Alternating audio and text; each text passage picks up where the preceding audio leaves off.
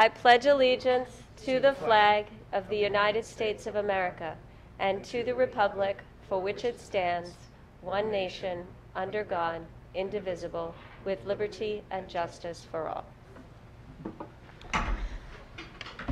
Okay, thank you. Sorry we're a few minutes late, or almost 15 minutes late, not like us. Betty, let the record note that the board met in executive session to discuss matters regarding collective negotiations pursuant to Article 14 of the Civil Service Law. And we shall begin when our good superintendent is ready with the superintendent report. I'm ready. Okay. Hi, guys. Great, good to see you.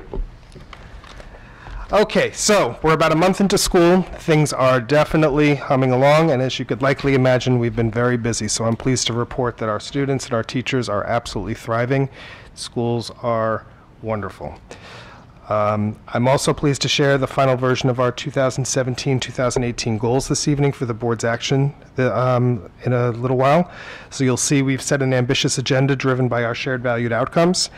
And as you know, these shared valued outcomes are designed to transcend all aspects of our academic and total school program, and they represent the skills and the dispositions and the habits and behaviors that we feel are needed to be successful in school and beyond. So major focus of our work this year will be upon building upon the good foundational work that's already occurred in each of the schools, and then systemically and systematically building our capacity to implement these outcomes K through 12. We'll also continue our work in social emotional learning through a continuation of prioritizing the development of a community plan to address issues of substance abuse and personal loss, and we are really fortunate to have this partnership with CASA.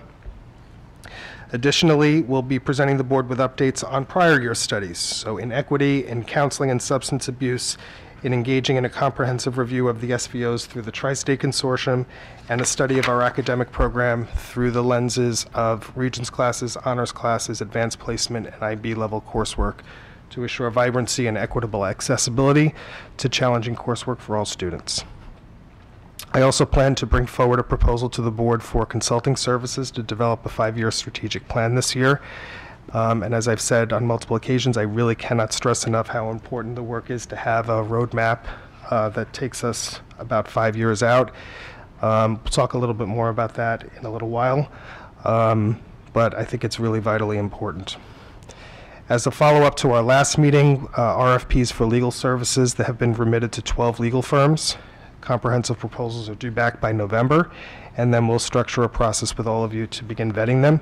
So it'll be helpful over the next week or 2 or 3 or 4 as for the board to begin thinking about your process, how you'd like to have those RFPs screened and subsequently interviewed.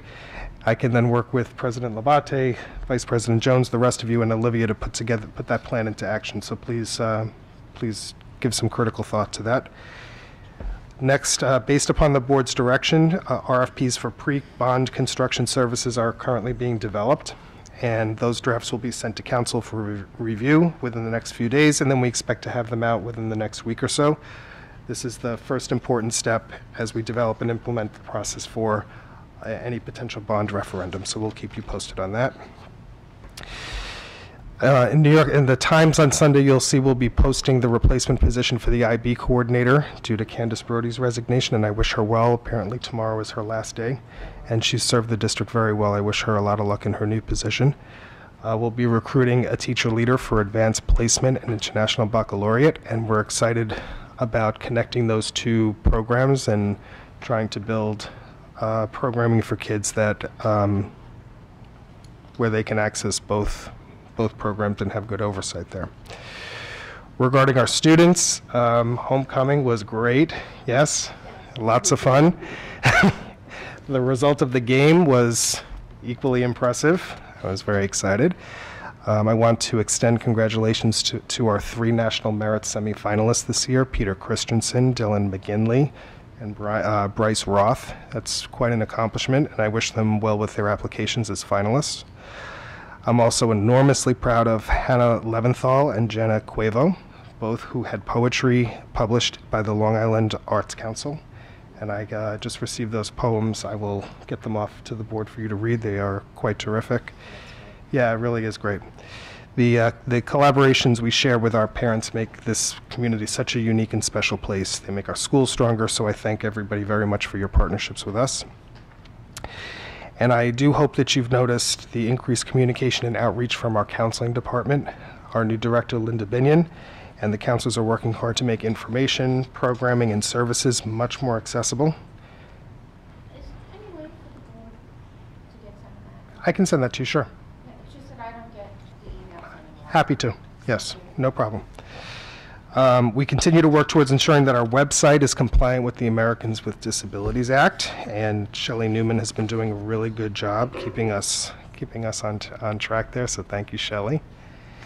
But one of the frustrations you might see there is some of our teacher pages that used to be easily linked to are not so easily linked to right now. The reason for that is in order for the main website to be ADA accessible, every link that touches it has to be ADA accessible. So we are working with our parent organizations and our teachers to make that so. So please bear with us. At our next meetings, we'll begin our reports on student achievement to the board, and we'll start with the elementary program, then we'll progress to the middle level program, and then the high school program. So if there are specific things that the board wishes to know within the context of these presentations, or things that you wish to know about, just please let me know and we'll make sure to incorporate them into the presentations. I want to make sure that the presentation is designed to answer your questions as well. So if we have that information on the front end, we can structure those presentations accordingly. So as you know, student achievement is much more than just test scores. So we're excited to talk with you about the points of pride that we have in our schools at each of the levels, as well as areas of focus for that'll be up next in the work. Yeah. I did send you an email about, there has been inquiry from several members of the high school community about whether the grades that the students are achieving in the course are commensurate with the ultimate scores on the end exam, whether it be a final, an AP/IB exam, or a Regents exam. Yep. So that's something information we've never received before. So it would be very interesting, I think, for us to look at the correlation between grades in a course and grades on a standardized exam. I think there's some concern about whether the materials have been covered as comprehensively and whether the students are as well prepared as they should be for a standalone, an end-of-year assessment. Right. So, so I think I got back to you. You did Okay. respond. I just wanted to say it in public. All right. So what we're going to do on that front is Rob and I are going to talk about engaging the teacher leaders in that work, and then we'll do that correlation. This is something I routinely did for my own information, because I think that correlation is good to take a look at. So yes, we're going to do that. We'll make that part of it. I just wanted to make the board Got aware it. that I Okay. asked for it. I know you responded. Okay. And then lastly, as we officially transition to fall, I do wish everyone continued success. Hope that those of you who are celebrating, I hope that you have easy fasts this weekend for Yom Kippur. And with September almost behind us, it will be Halloween before you know it. So thank you very much. Thank you. Thank you Welcome. very much. You're very welcome. For that detailed report. We appreciate it. It's very helpful. I'm glad. It really is. It's really helpful. Thank you. Let's move on to our report from our student government representatives. Okay. All right, that's on now? Okay. Turn it way up, girls, because mine has to go way up as well. Yep. Okay. Is this good? That's Okay. good. So, like, at the last meeting, we talked about how SGO is planning on trying to get in contact with a sister school about Hurricane Irma or Hurricane Harvey. And so this past week at our SGO meeting, we had each grade assigned to send in 3 high schools, either impacted by Harvey or Irma, and it didn't have to be just on, obviously, the mainland U.S. It could be in any of the islands either. 2. And so in total, we got about 13 schools back from the SGO, which is great because there was only 3 grades sending in because we haven't yet conducted the freshman elections. And so just today we sent out 10 emails, and then we're planning on calling 3 other schools. And we already received an email back from one school, Sugarloaf High School in Florida, saying that they just started school today and that they're really looking forward to interacting with us. And in total, there's about 325 of their kids and staff combined that have been heavily impacted, both with homes and kind of like items that are in the home that have been completely destroyed. So we're going to build on that, and we're looking forward to other schools coming back, because if multiple schools answer, we don't just have to donate to one school. So we're planning on starting, I think, the supply drive on Monday. Great, thank you.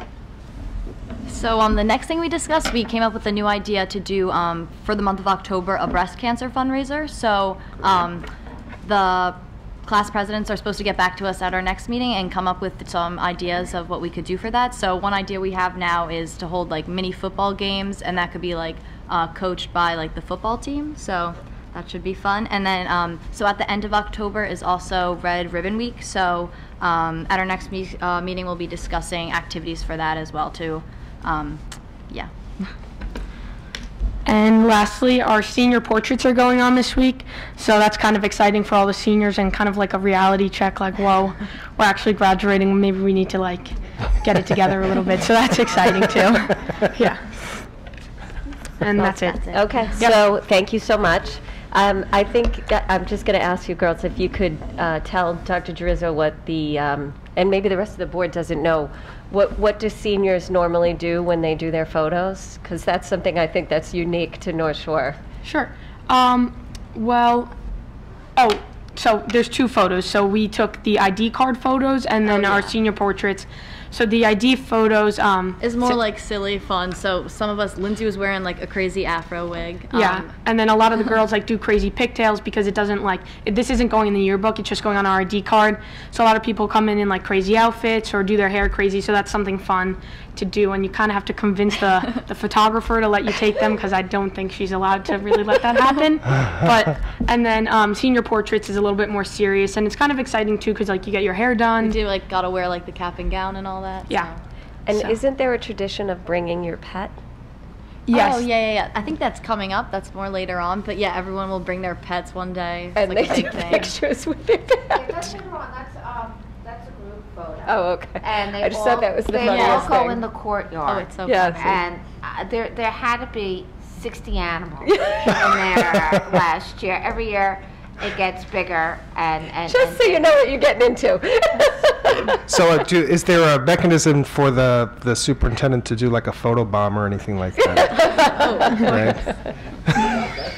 I don't know. I don't have a pet. You can borrow one of mine. Much to my children's chagrin, I do not have a pet. Right. All right, great. Thank you so much. Thank you. No, I don't want you to lend me a pet. Thank you. Don't want you to lend me any have pets. two. I have a pet from the kindergarten class. You're taking a pet. Thank you very much. Our fish from the first grade just died this year. It had to be the oldest living goldfish from Glen Head School. How do you like This that? thing would not die. My son got me in a moment of weakness It for a was hamster a this few big, I weeks kid ago, and you I'm not. like, You have a hamster? Oh, no, boy. I am trying to backpedal it, but Oh, dog is much easier. going so well. From kindergarten. Okay, so we digress. Let's move on to the approval of the minutes from September 14th, 2017. Could I have a motion? And a second? And do we have any comments or questions? Anyone? Okay, all in favor? Okay, Thank you, ladies. See you soon. thank you. All right, and let's move on to regular business. We'll start with our shared valued outcomes. Okay, great. So since we're putting a real pronounced focus this year on the K-12 work related to the shared valued outcomes, we wanted to start the year before we get into our goals and start with, having a discussion about what are they, right? Because some people don't even know what they are. Not the board, but people in the community. Give the board a an overview of the work that we have done thus far with the SVOs, and then lastly, what we are doing moving forward. So I'm going to pass out two documents for you. One are the shared valued outcomes that are up on the screen for our residents, but you'll have a hard copy of them. Okay. And the second one is a document that Rob and actually Olivia and I have been working on together to give you a sense of what they are and what's been done and where we're going to go. So I'm going to turn this over to Rob to start, and then ask us whatever questions you have. But let me give you these documents, and we'll hit it. I'll leave it there. I have. there, I was going to go get the public. Oh, you have some first. Right. Yeah, you need two more? Thank you. Yes. Yeah, definitely. Olivia, you want one? Yeah. Do you have one more? Do you have one more, Rob? Yes. No, that's right.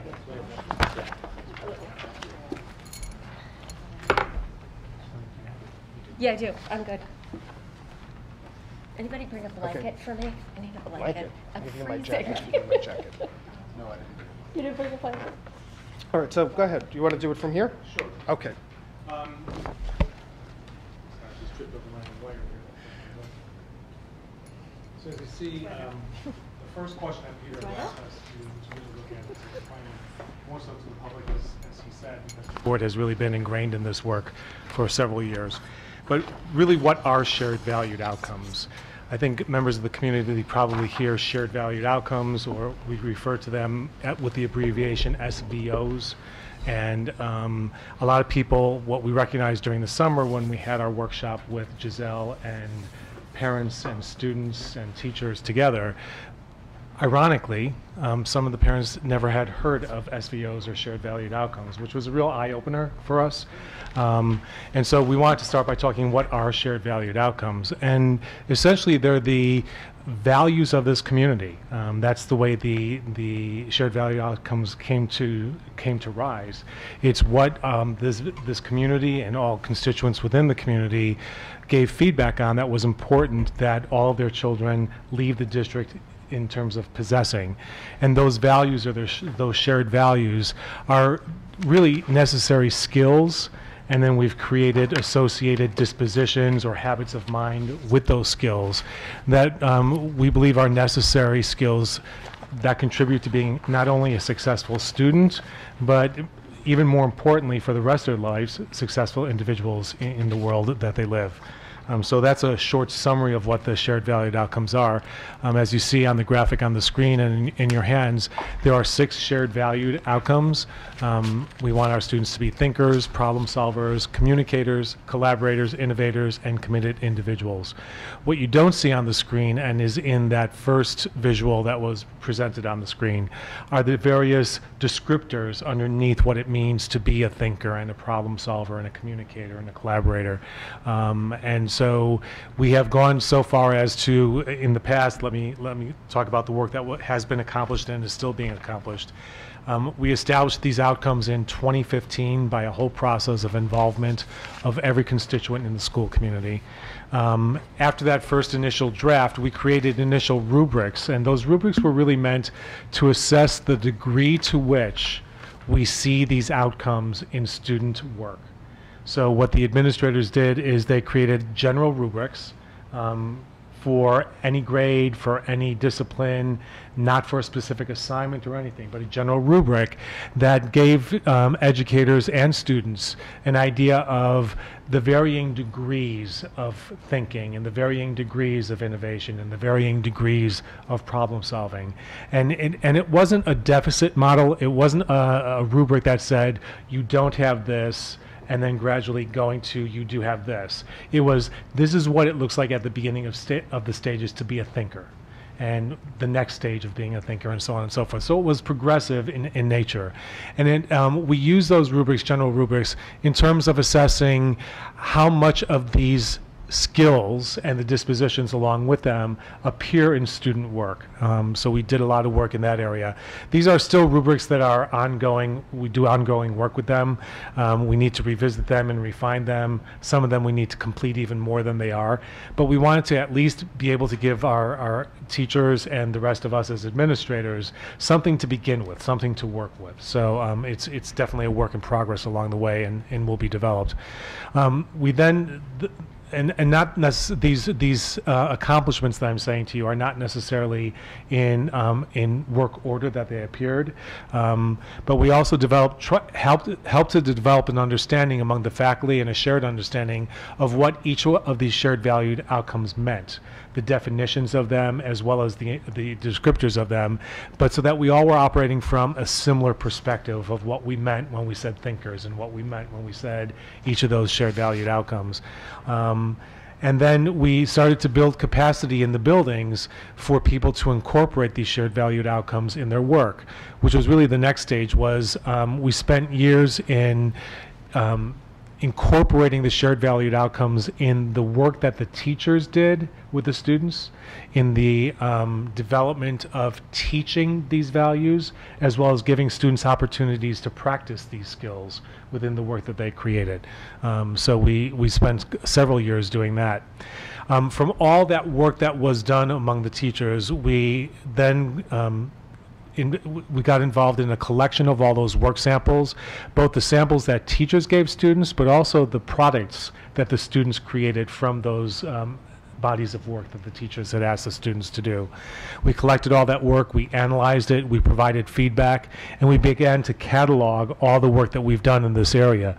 The whole purpose of the cataloging and the collecting and the analysis was really to establish, what we did next was to establish and conduct a benchmark analysis of where are we now in this process? What does this look like currently after the work that we've done already?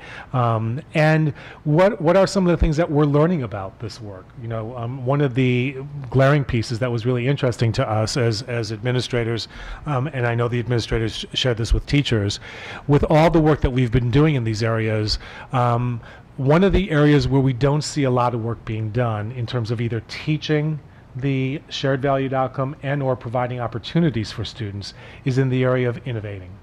So there was a noticeable lack of work in that shared valued outcome. Interestingly, the other area where there was a notable lack of evidence of the work was in committed individuals, which was so ironic to us because there were so many examples of work that students are engaged in as committed individuals, but we had no samples of that work in hard copy. So we found that really interesting that we do so much around committed individuals, but no documentation of it, which was sort of fascinating to us. So as we looked at the benchmarking, and some of it was gap analysis, if you will, we talked about where do we go next after we've had this analysis completed. And then finally what we did in terms of background work is this summer we actually involved everybody around the table. We involved parents, students, and teachers. It was a 2-day, I believe 2-day or 3-day, I forget now, summer workshop where all of these 3 different groups came together and looked at the work samples together, began an exploration of what the shared valued outcomes meant. In my now going on 15 years here in the district, it was probably the most fascinating, wonderful experience I've ever had as an educator, working not only with teachers, but with parents and with students in a summer workshop. It was so enriching and so rewarding about the dialogue that took place among the 3 groups of people, so much so that the people who participated really were encouraged and wanted to continue to be involved in this work. It was during that time, as I mentioned earlier, that we began to see that we talk a lot about these shared valued outcomes within our district, among each other, among administrators, teachers, staff members, with the board, but that word was not necessarily getting out to the parent community. We had some parents in the workshop that had heard of them but didn't know what they were. Some parents who had no idea what a shared valued outcome what a shared valued outcome was or what an SVO stood for. And so it really kind of woke us up to say our efforts are very insular, but we really need to make the general public aware of what this is and what this is all about. So that's a report on where we are with what the shared valued outcomes are, what they mean, and the work that's been accomplished to date. And then I know Peter wants to take it from here with the work to be done yet. Yeah, so I know I didn't ask you this question before, but I'm going to ask you now. So some of the, so I apologize. Yeah, no. Some of the main takeaways from the summer, right? So we had spoken with Giselle about them over the summer, and then you and I have spoken about them since then and now. So if you can, think of one or two that we can just talk with the board and the community about. I think that would be helpful to put some context around that summer work, right? Because you came together, all these various different stakeholders, and there were some very key takeaways that happened as a result of that that related to programming and the program offerings. Yeah, I don't know that we walked away necessarily with ideas for program and program offerings. But how they related, right? Well, one of the pieces was really the main purpose of that summer work was to develop a deeper understanding of all the people involved. And so I think the initial work that we began, and that would probably lead to program pieces and development of future work, we had 6 or 5 different groups of people who they had a choice of what they wanted to work on in relationship to the shared valued outcomes. One group worked on what they would look like in a K-2 classroom and began to develop sample work samples and sample tools that could be used in a K-2 classroom. One group worked in a 3 through 5 classroom. Another group started to do a rubric or a beginning tool of a rubric, and instead of giving descriptions of what the various stages of each of the shared valued outcomes were, they did something very creative. They began just to ask questions at the various stages, which was kind of very interesting work. One group of predominantly high school folks had wanted to go through the process of looking at the IB learner profile and the shared valued outcomes and see where the overlap was and how they related to one another. And they found that to be very informative to them to see what a congruency there was between the two. They actually created it almost looked like the Wheel of Fortune wheel, where they started to label each of the shared valued outcomes measured up against the IB learner profile, and saw that each one of the descriptors in the shared valued outcomes underneath each of those 6 shared valued outcomes was literally somewhere in each of the IB learner profile areas. So that's some of the work that came from that. Yeah, that was pretty fascinating to have a look at, because if you are familiar with the learner profile, or even if you're not, there are 10 attributes to the profile that describe habits of learning for kids. But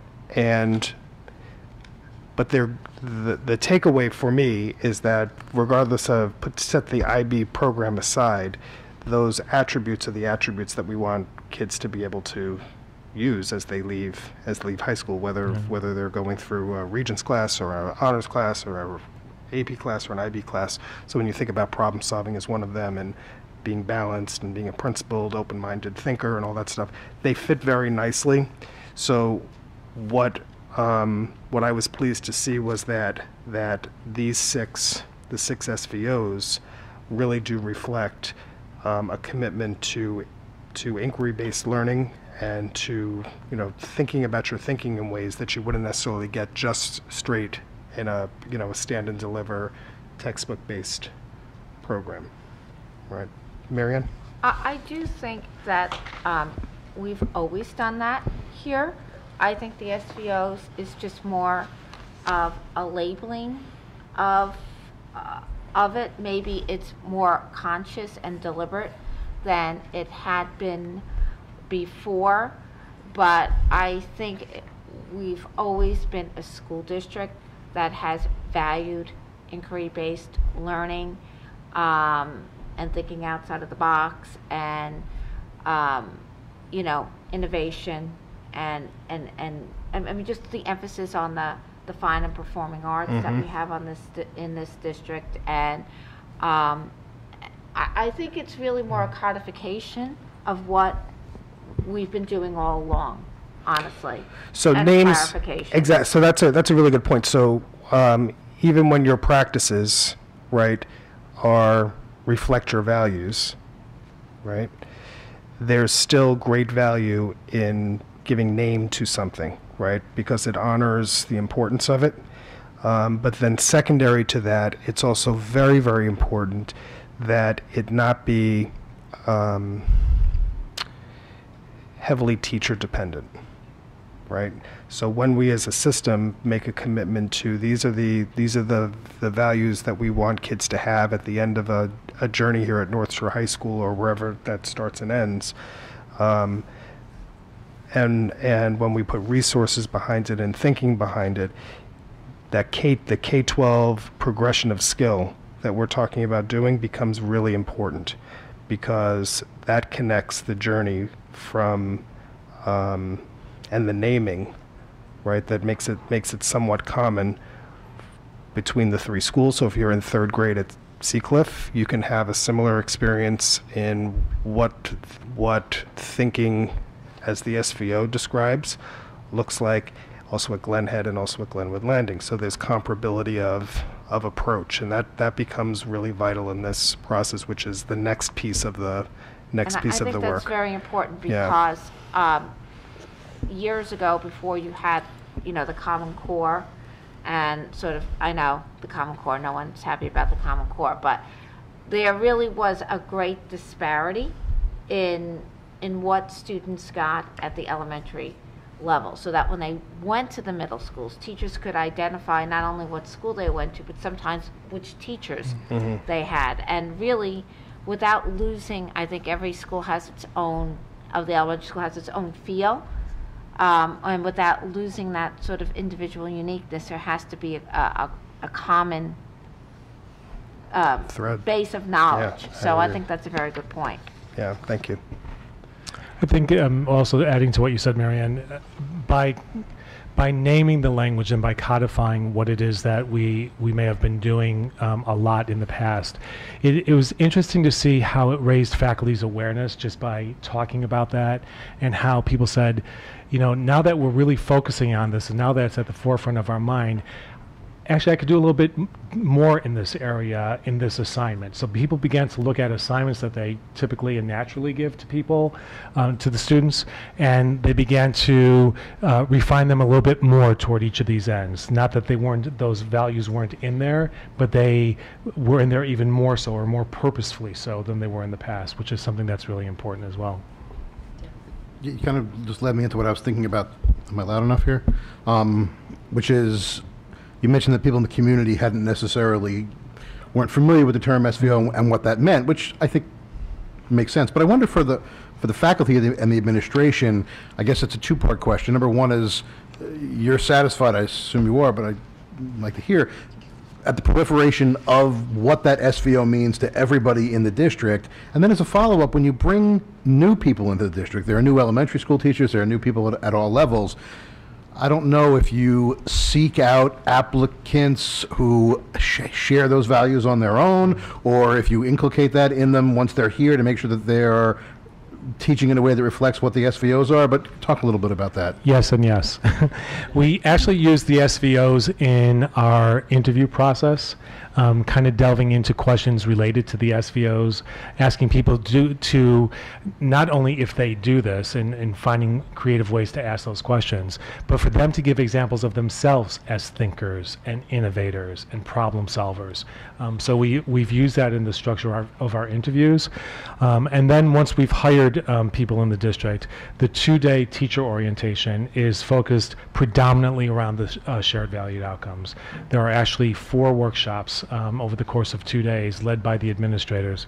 And we combine some of the shared valued outcomes 2 into 1 workshop, but we do I think it's a total of 6 hours of workshops in the shared valued outcomes, what they mean to us as a district, what they should look like in the learning and teaching process.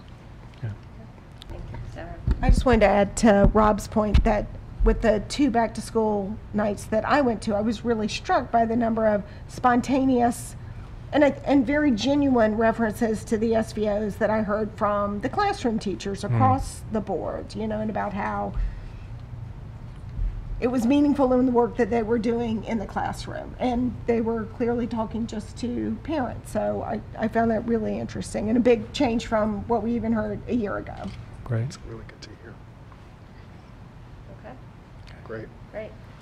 That's really good to hear. We spent a lot of time over the summer, Rob and Olivia and I, working with the building principals and the directors and the teacher leaders to start to build a framework for these K-12 progressions and to be making the SVO language part of our daily thinking and daily vernacular. So I'm really pleased to hear that the principals were all charged with opening their faculties this year with an emphasis on that. So that's really nice to see. And the structure, that's really terrific. We owe that to the principals. That's great. Okay, so where we go next with this work is so hugely messy and hugely complicated, not easy to sort of untangle because we're talking about 5 schools and what, this year we're primarily focused on building the progressions in communicators and thinkers. So what does that, what does, when a student shows us what they know and are able to do in the area of thinking and communicating, it's not just about, pondering a question, or it's not just about, having a dialogue with the person next to you. You have to really think about a scaffold of complexity, right? So even if we think about it in terms of research, kindergartners do research, right? It's rudimentary research, but it's research, and our seniors we expect our seniors to do very sophisticated research. So that doesn't happen without a very deliberate progression of skill. What we need to be able to do is look at each of these SVOs and then have those same conversations to build that. So in order to do that, we are revisiting not the SVOs themselves, those are hardwired into who we are, but the descriptions associated with those. So that's the other document that you have. So those were done, the last time those were looked at was about 1.5 years ago or so. We just put a group of people together to really take a look at the language there, so to make sure that it is reflective of what we want it to reflect. And then the next step in that journey will be to have to develop that so it's kid-friendly as well, right? So kids, when you write, you write to an audience. So the document that you have will be for the adults, parents, and then we'll start to build some kid-friendly language for classrooms as well. So we're refining those definitions and those descriptors. That's the first step. We're putting together a committee or a task force that we're calling the Shared Valued Outcomes Steering Committee, and they will be responsible for ensuring that curriculum, that program, that philosophy, that approach is done in a systemic and a systematic way.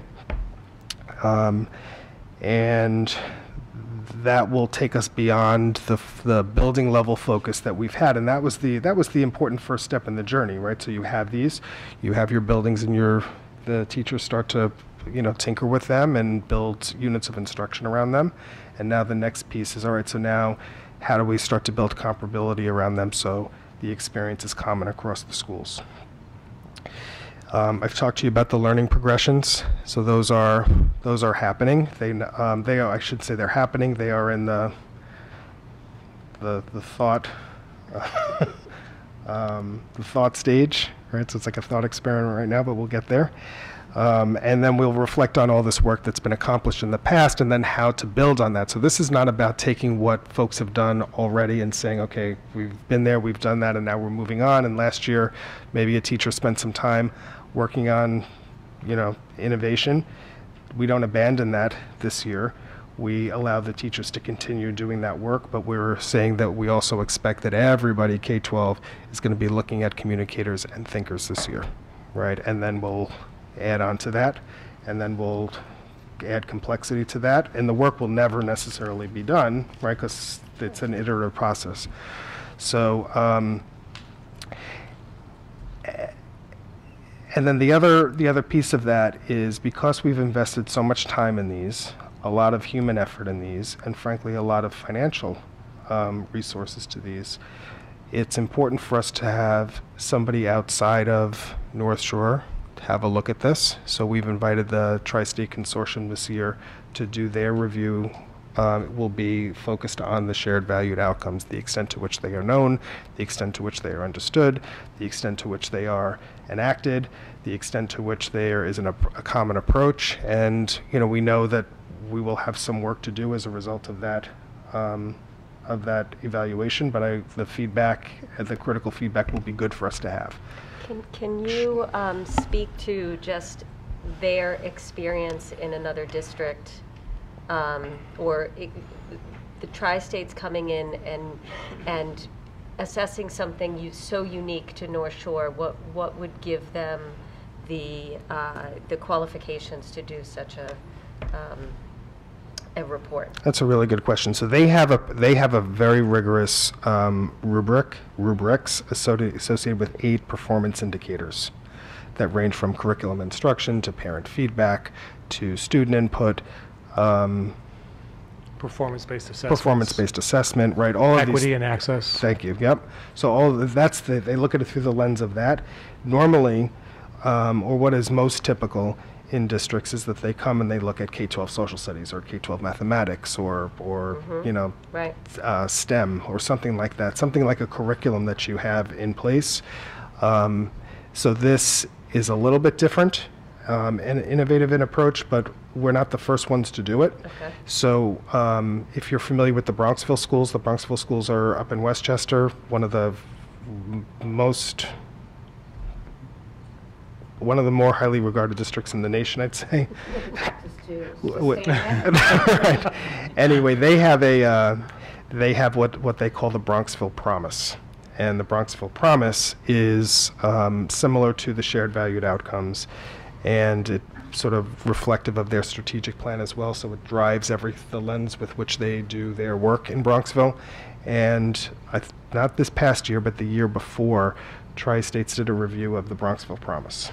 So they have some experience in looking great. at and they had a very, very good experience. In fact, one of my principals from my former district was on that visiting team and came back feeling really energized by it. Great. So I think, I actually led that team. did you lead that team? I did. Oh, I didn't know that. It's a lot of Okay, fun. that's great. Okay. And then we have, So we have a public comment section that's on the agenda, so hold your question and then at that point. Thank you. okay, so that external feedback will help us to identify where the next steps will be. They'll give us a written report with some recommendations, and we'll seek to follow those. The next part of this journey is really ensuring that these SVOs are what we're calling essential characteristics of a North Shore education, right? So how do we ascertain or assess that is true? Right, so that becomes part of what we're looking to do. And then, so it's not worth doing if students aren't able to incorporate them into their own daily work, daily functioning while they're in school, but also out of school. So if you are like me, you'll say to your kids every now and again, I'm glad that you behaved. But I want you to behave when I'm not looking to. Right? So this kind of follows that similar I was actually thinking similar about mindset. how is this, at some point in the future when we continue to do this, how we can apply this to the club culture. Absolutely. As well. Absolutely. All the way through, K through 12, really, when we Absolutely. do the clubs. I think that would be... Absolutely. So the thing that's most exciting about these in concept is that they transcend everything, right? They have the ability to Sure. transcend everything. They're not content specific. You can apply these concepts in social studies, you can apply them in mathematics, you could apply them in phys ed, you can apply them in the arts, you can apply them while you're in a photography club or in a photography class. It's endless, right? But what we understand to be true about these skills is that they are essential life skills, right? So when you leave North Shore High School and you get out into the workplace, chances are your employer is going to expect you to be able to solve problems and be able to communicate well and with purpose and to be collaborative and to be able to think independently and to be thinking in a metacognitive way, so thinking about your thinking to get you to a deeper place. They'll certainly want you to innovate, and anybody who's worth working for is going to want you to be committed to yourself and committed to the interest of others that you work with. So what we're hoping to do is use these as the springboard to position kids to be good people and good learners and good thinkers and productive once they get out here and into college and beyond that. Just I'm really glad I won't say ending, but I think you're ending with that. And I don't know, but I think it's not just that we're doing this for their success. Sorry, I'm sorry, but it's not just that they're doing this for success here or in their photography club, but that we've identified as a district that these are the skills that are going to help students succeed in life. It's not just that this is the best way to learn; it's the best way for them to succeed in life. And just the same way we want those applied to the IB track or the AP track or Regents track, we want them applied to students in the job world wherever they are, that no matter what job you're at, no matter what level your profession gets to, these are the skills that are going to help you advance and stand apart from other people. And so that's a great point you make. But even beyond jobs, right? Even beyond jobs in college, right? You know, your life, your relationships, these are important life skills. Absolutely, right? So you have to be, if you're in relationships are hard work, right? Right. So you have to be able to be innovative and think. and problem solve and all that stuff, right? And you have to be nimble Yes, in your approach to them. exactly. Exactly. Okay. So, And I think, I'm sorry. Go ahead, Rob. And I think that's something that came out over the summer workshop as well, which was really not that we don't think about these things, but as educators, sometimes you're so ingrained and involved in the work of being in the schools and educating children. And the parents' perspective was, I want my kids to be doing these things when they encounter a problem they have with a friend. How do you problem solve that issue? You know, if you're in college and you have to make a decision as to, do I do this or do I do that? You know, are you applying some of your thinking, problem solving skills? How are you approaching the problem? And I think that power of getting parents involved as well is the opportunity as we really begin to get everybody aware of what we're doing here as a school district, outside the school district, even in parent language. And parents were saying this, you know, now that I know we're doing this, I could ask my child, well, what were you thinking about? What was your, tell me about your thinking in resolving the problem the way you did, you know, so that they could support that kind of work and almost bring it into their lives with their students and the students' own personal lives, which is really rich. Right. And I just want to add, I mean, I think it's obvious, but let's say it out loud, that we're educating citizens in a democracy, and these are critical skills for that as well. So I guess the next question is, how do we get it out to the larger parent community, right? So you're spending a lot of time and money on this, you're training your faculty, you're doing it with the students, you know, the 6 people who are at our meetings on a regular basis know all about the SVOs. So, you know, the question is, and that's always the question, right? Because the parent universities have had mixed results. And as you have more two-income working families, it's harder to get attendance at the parent, at the PTO meetings, and so how do we get it out? Well, I think so there's the challenge, right? That's actually one of the last points that Peter was talking to, was how do we get them to be known and understood, and active with all constituent groups out there. I don't know the answer to that now, but I know that's something that we need to focus on and be able to deliberately start to do with that community. So we'll start by building a communication plan, right? So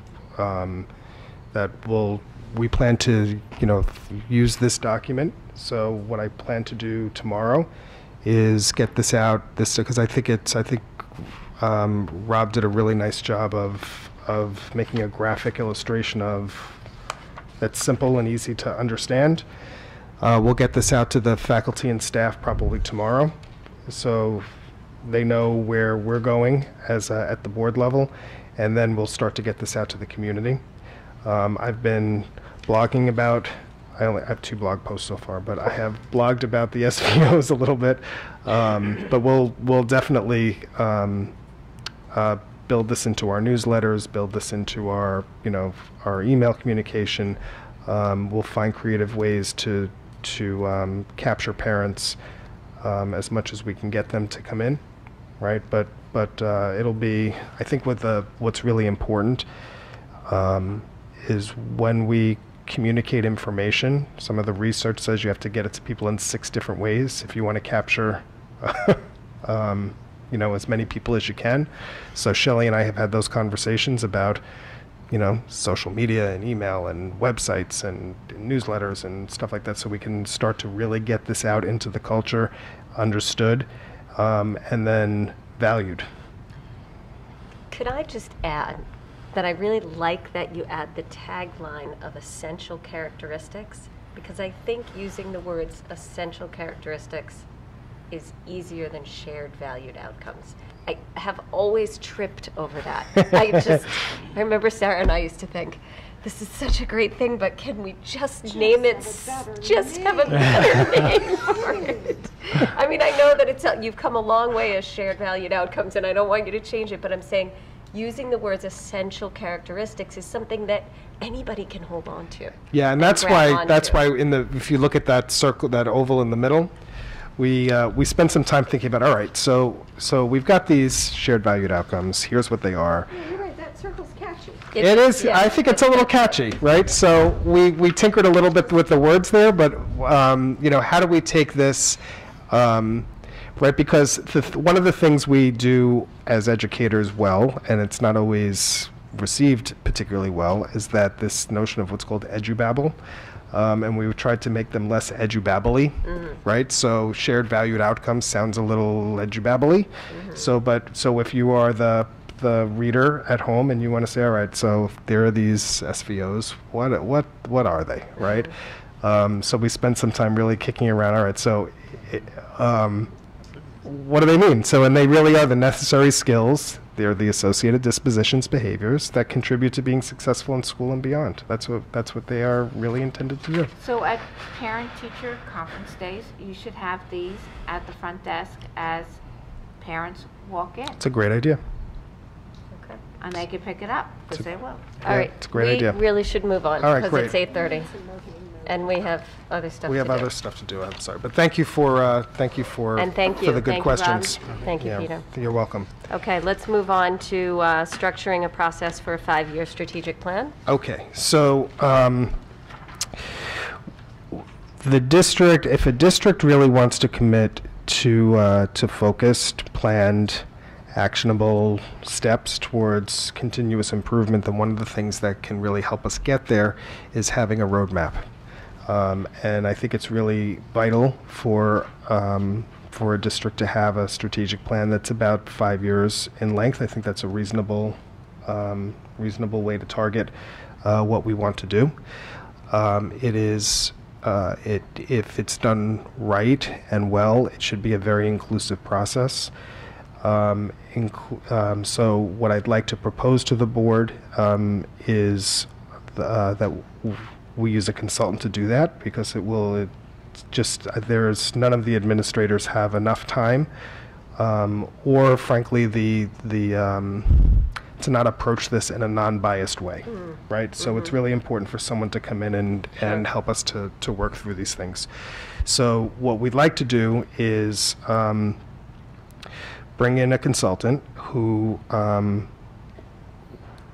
would do one-to-one interviews with key stakeholders, including board members, district administrators, community leadership, and then also do small group focus groups around what's important to us. We believe that we would like to structure a 5-year strategic plan around the shared valued outcomes with actionable steps. And we'd also survey parents, teachers, support staff, administration, and every student in grades 3 through 12. So we would get, there would be student voice all throughout the information. So we'd get a lot of data, and then what we would do is we would bring, we'd also do some public forums on this. And then what would happen after that is once all that data is collected, we'd create a leadership team to analyze that data, use their experiences, make some goals, some sort of big goals around 3 to 5 that can take us out 3 to 5 years. And then we would then start to generate top priorities. So for example, when I did this the last time in my former district, we had developed, we had collected all this data. We whittled it down into what we ended up calling the 4 pillars of the strategic plan. And then within each of those pillars, there were a set of action steps that drove the work of the district. So for there, we had 42 action steps that we had been working towards. Upon my departure from the district, we had enacted, either completed or had started 40 of the 42, and we were in year 3 of the plan. So it really was like the North Star of the district, and it was very, very clear. There would then be, so we would bring that to the board. Board would have voice in direction, in adoption, and then we would have action teams that would develop these specific goals. So the idea would be to get this into motion, collect the data, build the broad steps, build the more specific steps, and then have a plan of action that would take us from 2018 through 2024, right? Is that right? 19, 21, 23. Okay, I'm like counting on my fingers here, right? With who's going to be responsible for what are the benchmarks, when will we check in, how will we evaluate, and then the plan would be to have the board adopt a 5-year strategic plan sometime probably in early June. So it would take the better part of the year to develop it, and then we would use that to drive the work of the district. There are some different philosophies on how to build a strategic plan. Some of them are very, very dense and hundreds of pages long. My experience has been that those don't get a lot of traction because they're a lot to read. What I think is really important is that at the end of the process we have what I like to call a plan on a page, and then it becomes very clear about what it is that we're setting out to do. It helps us when we're building budget priorities. It helps us when we're building professional development priorities. It helps us when we're thinking about our facilities. It will really be the lasso that'll keep the place moving and fairly united. So what I'd like to do is get some proposals for consulting services, evaluate those proposals, and bring a recommendation back to the board for so we can get that work moving in shorter, hopefully sometime in October would be good. Okay. So Okay. if we can have consensus from the board, if everybody is in agreement, should Dr. Turizzo move forward? Okay. Great, thank you very much. Thank you. One question about that. So it's sort of, it's a pretty standard kind of business analysis where you gather all your information and then goals, objectives, et cetera. Is this plan going to get as far as tactics, or that's something that you don't foresee as part of the plan? Usually, that's a really good question. Not really tactical implementation. So what? So I'll give you a real example of what we had in my former plan, right? So we had a plan that was built around 21st century learning. That was something that we needed to do more of. So there were action steps around expanding global opportunities for kids, expanding course offerings in STEAM and STEM, infusing one-to-one, building capacity for a one-to-one framework for students. So the results of that work were we put a one-to-one Chromebook initiative in for grades 6 through 12. In the time that I was there, we built computer programming offerings that were, there was a real hole in the program there. And we had really sought to build programs. So when I started, there was like there were no computer science courses at the high school. I mean, imagine that in 2014. And this year, they are implementing AP Computer Science.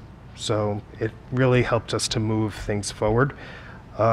With regard to like professional learning, we had a pillar in professional learning. So there was a broad goal around job descriptions. So we dug into job descriptions. In the pillar around social emotional development, that's where the work around mindfulness began to emerge. That's where the work in school yoga, the school yoga project that we had implemented there. So we set out, so there was like the big catch-all like social emotional learning. Then there was something a little bit narrower but still broad. And then we had task forces and committees to oversee the implementation of what we were going to do to actually address that goal. Okay. Okay. So that leads to an interesting question with the bond referendum. So, I'm sorry, Olivia, I beat you to the punch. So if we're talking about what the school needs are, then we have to sort of, with the strategic plan, dovetail it into our bond referendum. Yes. And see what structural changes need to be made to support a strategic plan. So some of the work that you're doing in developing the strategic plan really needs to be built into what we do for our RFP for our architectural services. Absolutely. And the idea would be, because those are two, and that's a really important point, right? So what the pre-bond construction work would do, right, is they would assess, they would run simultaneously, but they kind of work towards a different end, right, but that have to dovetail with each other. So as the development of the strategic plan is the development of a document, and the development that comes out of the pre-bond work would have to be married. Those two processes need to be married, but they end up with two different products. What would be right? interesting to see where the public, where you're interviewing constituents of the community. Yes. With the when you're doing your pre-bond work, right? So we're going to have committees that are looking at where if there's a gap and a difference, right? A disagreement where they don't meet, right? Between our strategic plan and our bond referendum work. How do you resolve any kind of discrepancy and bring it together, and who comes out the winner? I don't know. I don't know, right? So I guess hopefully that won't happen. And it will depend. It will be interesting, right? Right. And maybe it's just a question you're asking. Well, that's or who you're asking it to. Again, how you ask it. And how you ask it. And also, Right. if the same people are being asked these questions, Exactly. it's a big difference coming in and saying, what do you want to spend on, versus, let's talk about our priorities, Right. and now how we're going to fund them. Correct. The same people in different scenarios. Correct, Different but they answers. can't, because Tony and I had this conversation not that long ago, right? So, how do we ensure that they are not working in two different silos, right? Because Well, that's where I was going. yeah, absolutely, yeah, you're absolutely right. Okay. All right. Great. So now Well, thank you we'll- very much. Thank you. We'll move on to the comments from the public. If you would come up to our microphone and give us your name and town of residence and ask your question or make your comment. Hi, I'm Melissa Simon. I'm the new reporter with the Glenwood Landing, Glen Cove Herald. My first question was just to rename the name of the firm that is going to assess the SVO plan that you mentioned earlier. I didn't get the name of it. The SVO, oh, the Tri-State, I'm sorry, the Tri-State Consortium. Tri-State Consortium. And they have a website you can take a look at to give you a sense of what they're doing. But essentially how the Tri-State Consortium is structured is it's high-performing districts in New York, in New Jersey, and in Connecticut. And they send teams of about 16 educators to the district, and they come in and descend upon your school and evaluate. We've had them come here before It's as well. I've sat on them and led processes, and Rob has as well. And so has some of our faculty Yeah. as well, and our administrators.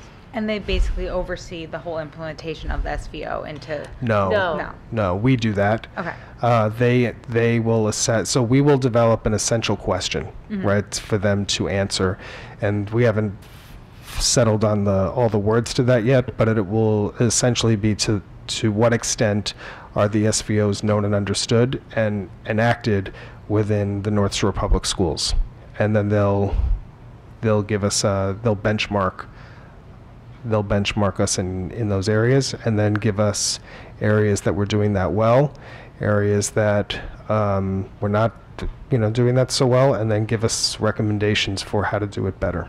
Perfect. And then my next question was, you mentioned your previous district that you were talking about doing the strategic plan, and what kind of opportunities that you were expanding within that district. So what kind of opportunities would you hope to expand with the implementation of the upcoming 5-year plan? I think it's probably too soon to say, right? So I have some ideas, but I don't have any real data to support it. So I think that's where it's important to have a lot of community input, a lot of student input, so we get a sense of what becomes common.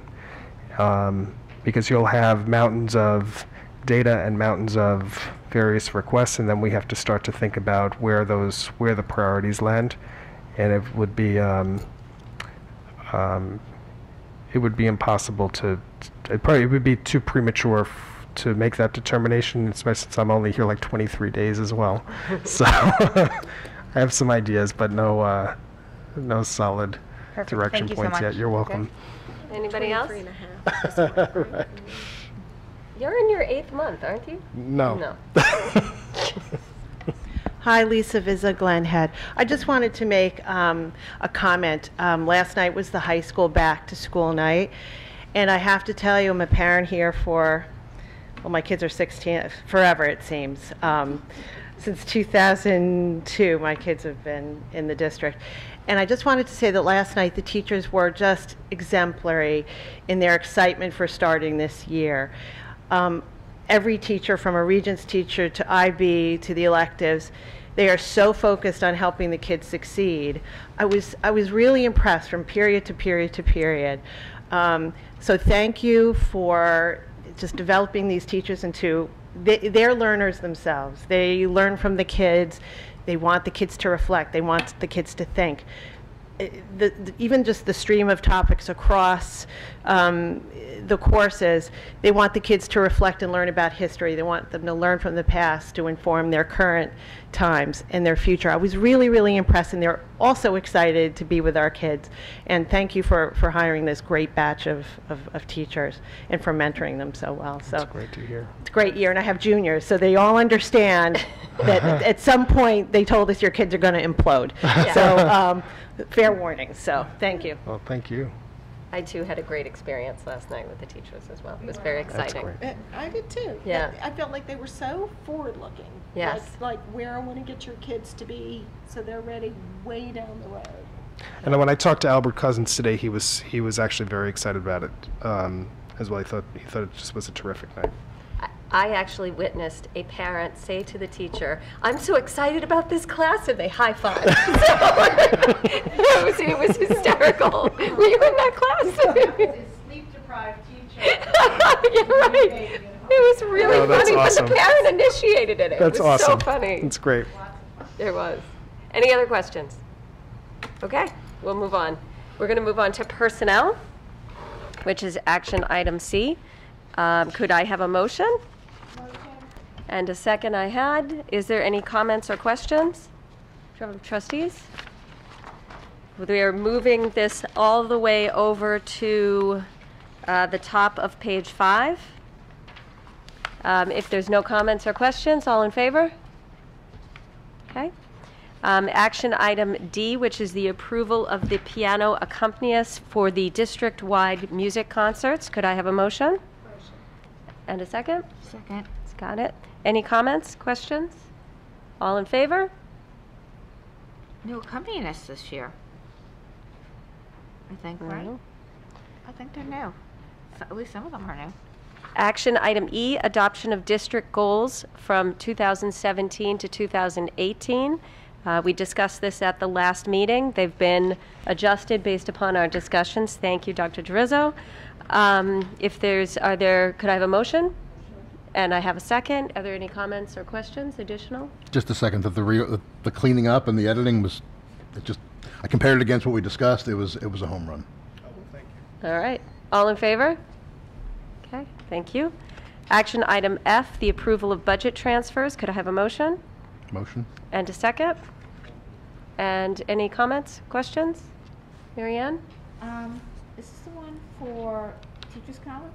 Mhm. Okay, so you know, Rob, I ask you this question every year.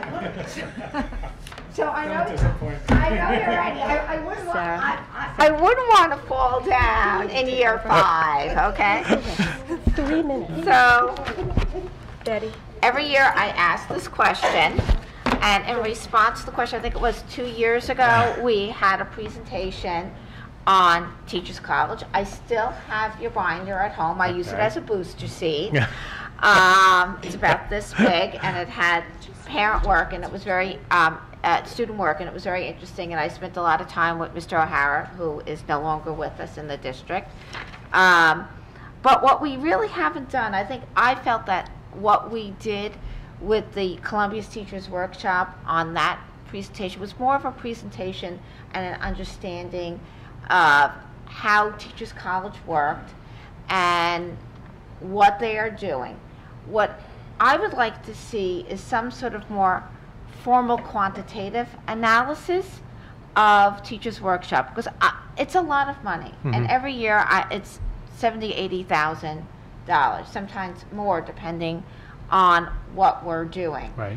And is there some way we can get some sort of quantifiable measures, maybe improvements in scores on Regents exams, how the kids who are in high school, because we are now seeing the children who have had Columbia's Teachers Workshop move through the high school as compared to, I think, the class of 2017 was the last class who never had Columbia's Teachers Workshop at all during their years. Is there some way we can look at, I know everyone gets upset when I say this, but ELA,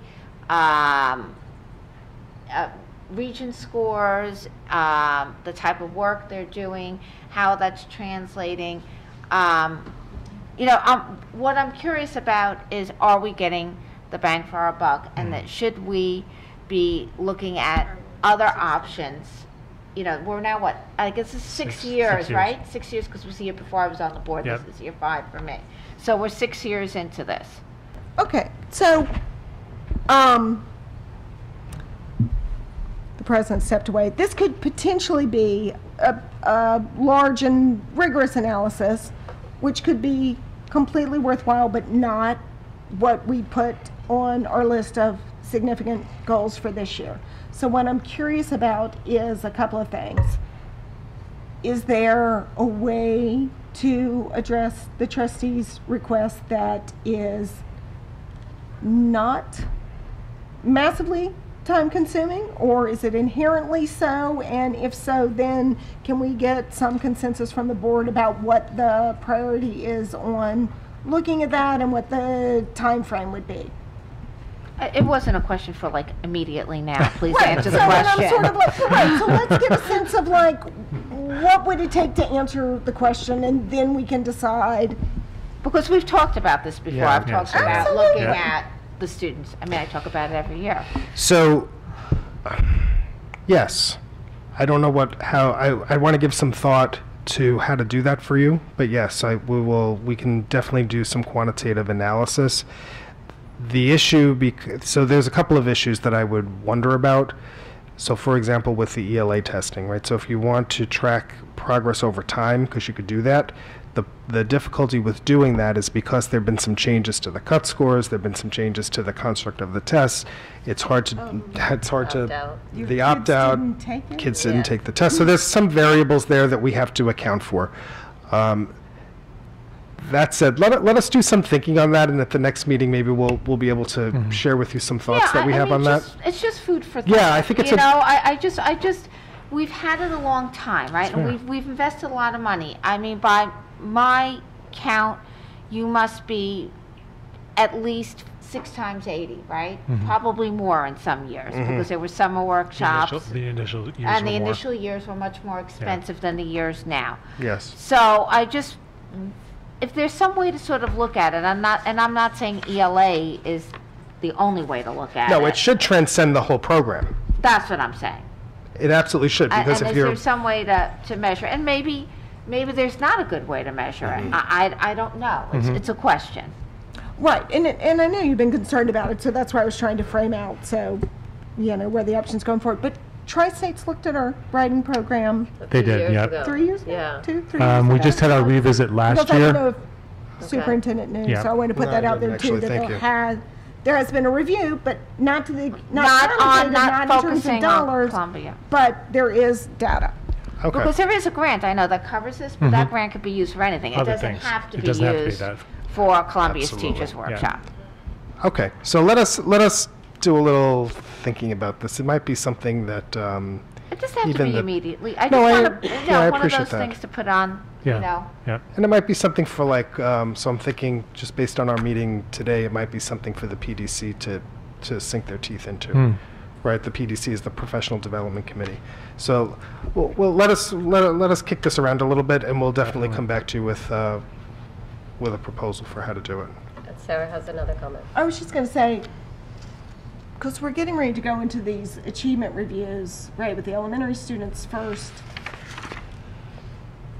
And to some extent, I'm sort of interested in how we're going to do that in terms of how are we going to evaluate that, because we have questions about state testing, various complications with state testing. So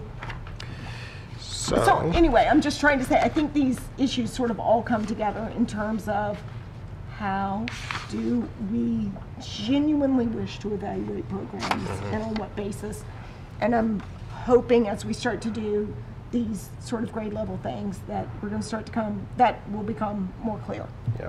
So the framework that we've structured for those student achievement presentations, right? So we want there to be comparability among the three for you, is reporting on student achievement measured through standardized test data. So 3 through 8 testing, Regents testing, AP testing, IB testing, right? Whatever we have.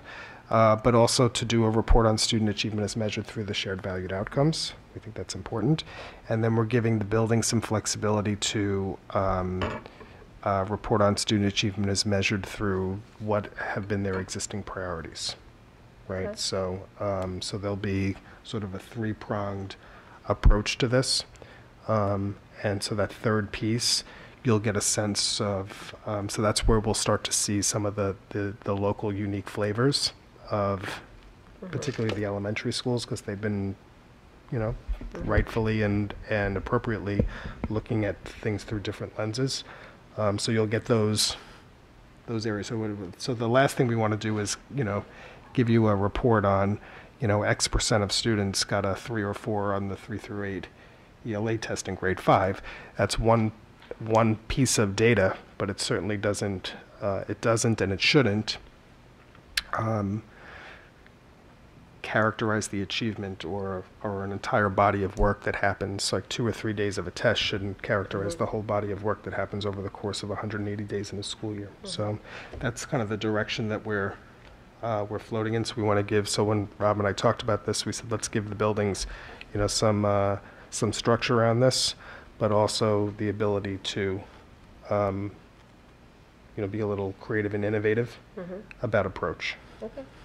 I think, just as a comment, because one of the that always comes up, so I think Marianne's right. We're spending money. We have to come up with ways to evaluate whether it's money well spent. Right. On the flip side, it's very it's very hard to evaluate the, sort of the intangibles of making a teacher better through this additional professional development. How to measure that is very hard. I think the general concept of evaluation and how we evaluate ourselves is a larger point of how we do that, because we don't want to get stuck in either the rut of falling on the numbers. You know, you said there are 3 ways we're doing it. The first one I thought of, oh, that's the easy one. You know, we could look at the numbers and see how they compare to last year and the years before. But I think the question of how we evaluate is a much larger topic. And I also, as long as we're bringing it up, the way that we don't just evaluate how we're doing as a district, the way we evaluate our students as well, I think is something that we can tuck away as something I think we'd like to look at, specifically with the elementary level and report cards and all that. I think it's not for this year, not for this topic, but is an issue that should be thought about. How so? Well, again, people don't, not that people don't know what they mean, but people, even when there's 2 issues. Number one, they're confusing. I'm going to make it 3 issues. Number one, they're confusing. Number 2, even when they're explained, it doesn't necessarily tell parents how their students are doing.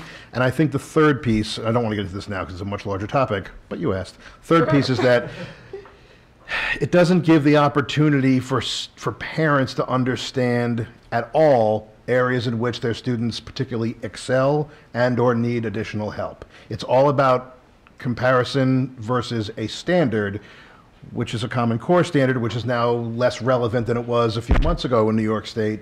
And as that evolves, I think the elementary school principals did a very good job adapting their grading system and their report card structure to the prevalent standards of that time, which makes it sound like it was like 1930, but it was really just last year. Well, and they've changed 2 or 3 times. Right, since they've then. changed it. But I don't know how relevant it is. And since it's not necessarily fulfilling a great function for parents as well, let's put that as a back burner, but not lose it. Great. Okay. Sounds good.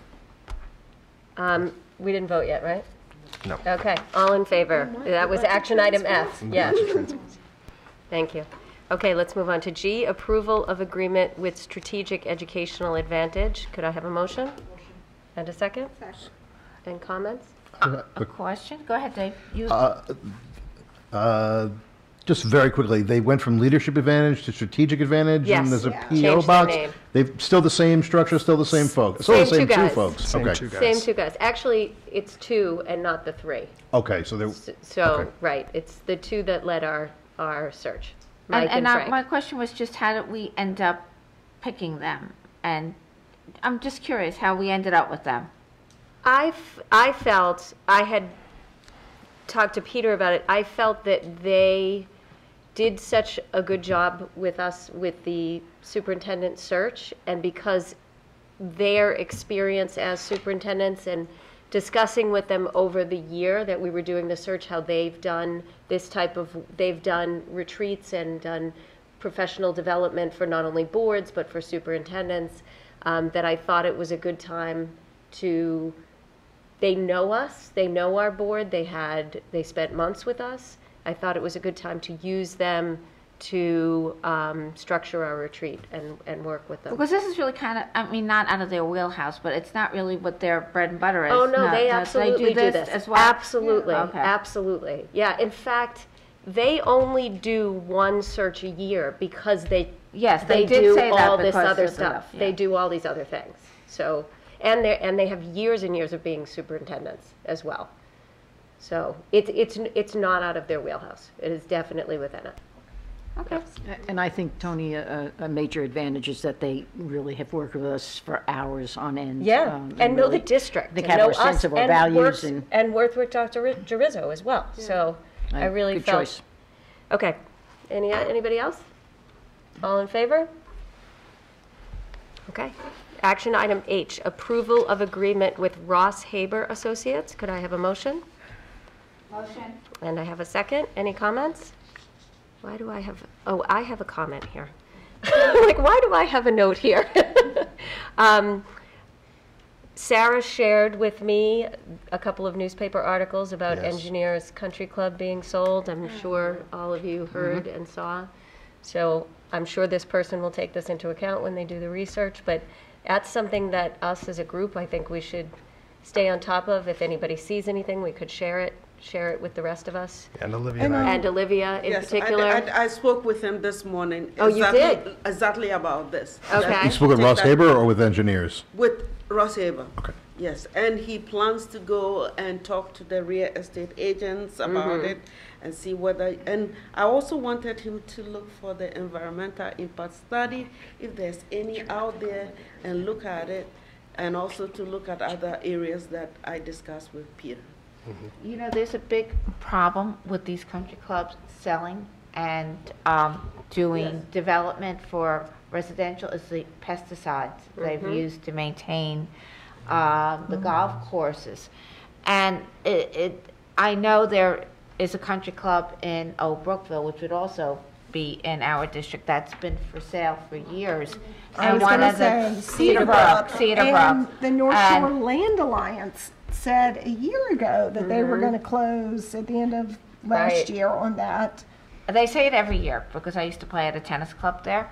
And part of what has really held them up were two things, was ingress and egress on those properties, because you have your zoning restrictions for the size of the lots, especially with Cedarbrook, which is in Old Brookville, which is a bigger issue than an engineer's would be, but also the environmental cleanup that would be required and the testing because of the pesticides that they've used over the years to maintain the golf courses.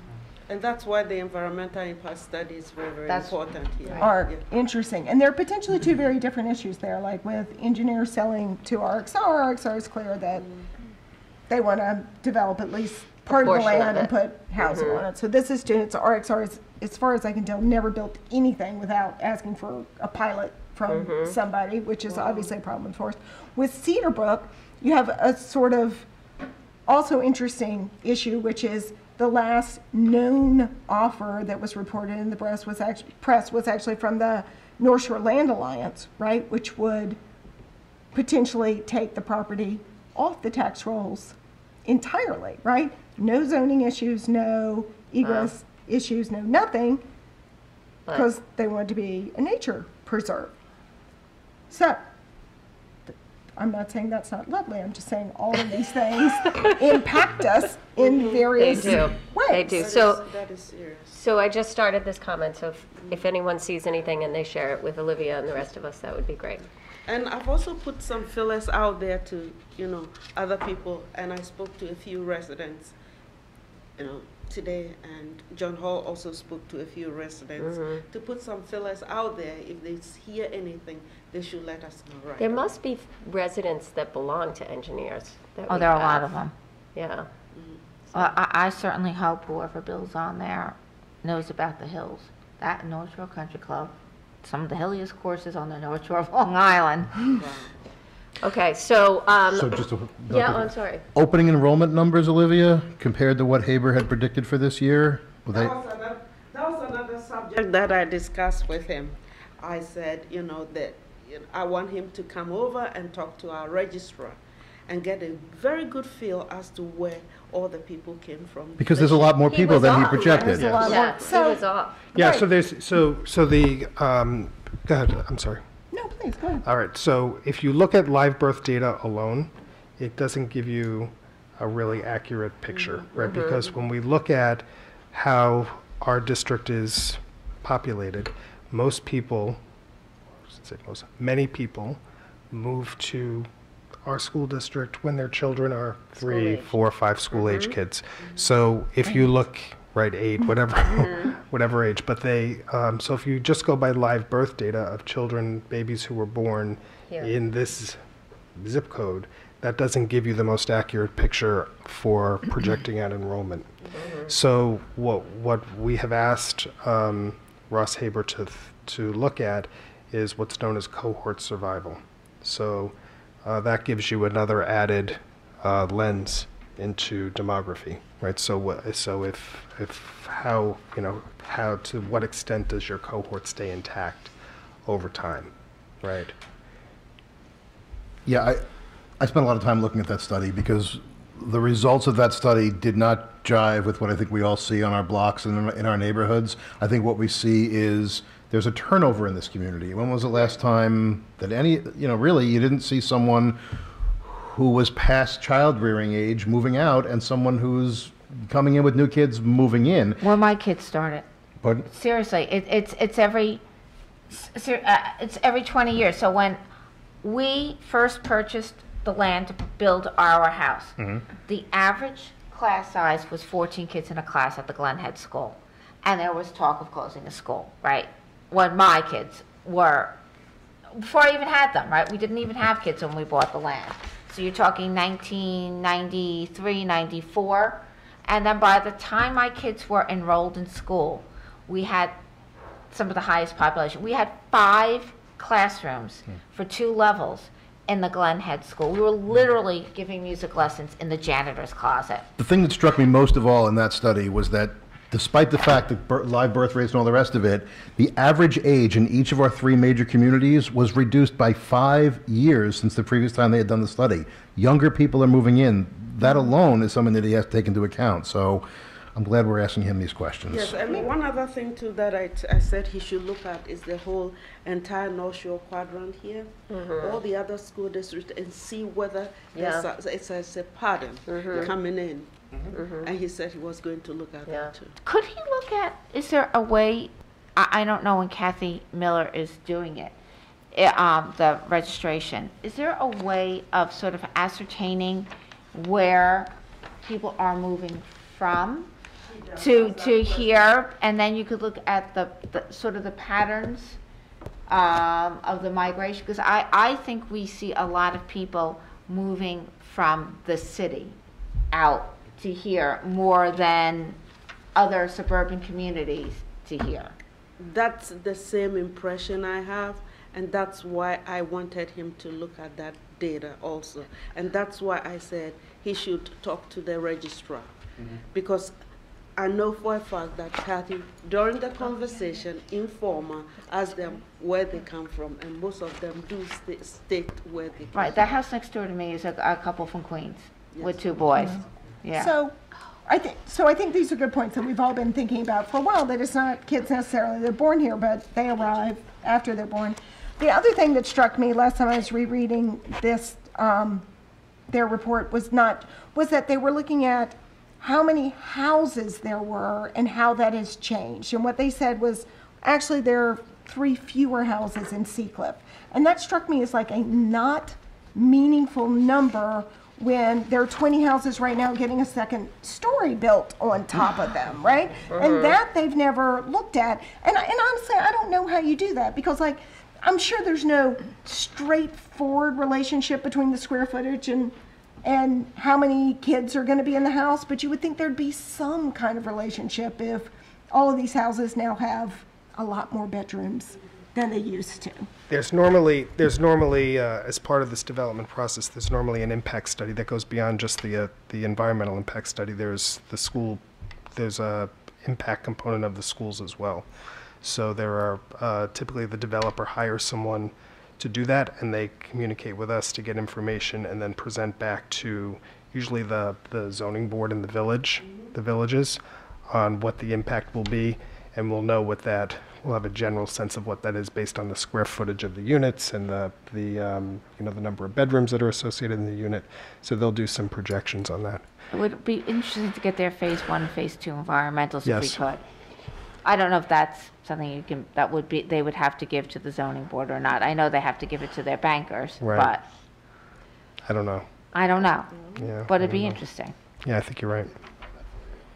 Okay. Well, Peter, you've been meeting with the mayors, so perhaps you can keep in touch with the mayor of Roslyn Harbor on I this, absolutely because will. that is who is the person. Yeah, this all happened. I had a first meeting with the mayors last week. We're going to meet again. I don't think that this was in the public domain yet, yeah. so it certainly didn't come up as an issue, but I'll raise it. Okay. For sure. All right. So all in favor of action item H, which is the Ross Haber? All in favor? I think we're We're good. We're enthusiastically in favor. Okay. Action item I, which is the approval of agreement with Education and Learning Trust. Could I have a motion? And I have a second. Any comments or questions? I just wanted a little more information because the paperwork we got was really vague. Yeah. According to state regulation. Sorry. in accord with state regulation, every teacher who comes to the district that's new from a educational facility, like straight from a university, or not yet certified professionally, meaning they're still probationary.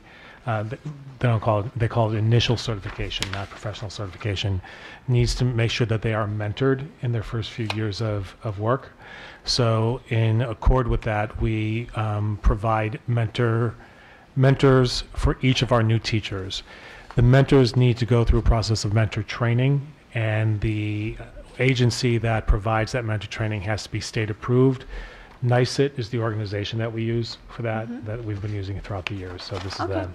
I assumed as much, but it was really not detailed. Yeah. Okay, all in favor? All righty, let's move on to J. Award for miscellaneous and commodity food bid. Could I have a motion? Motion.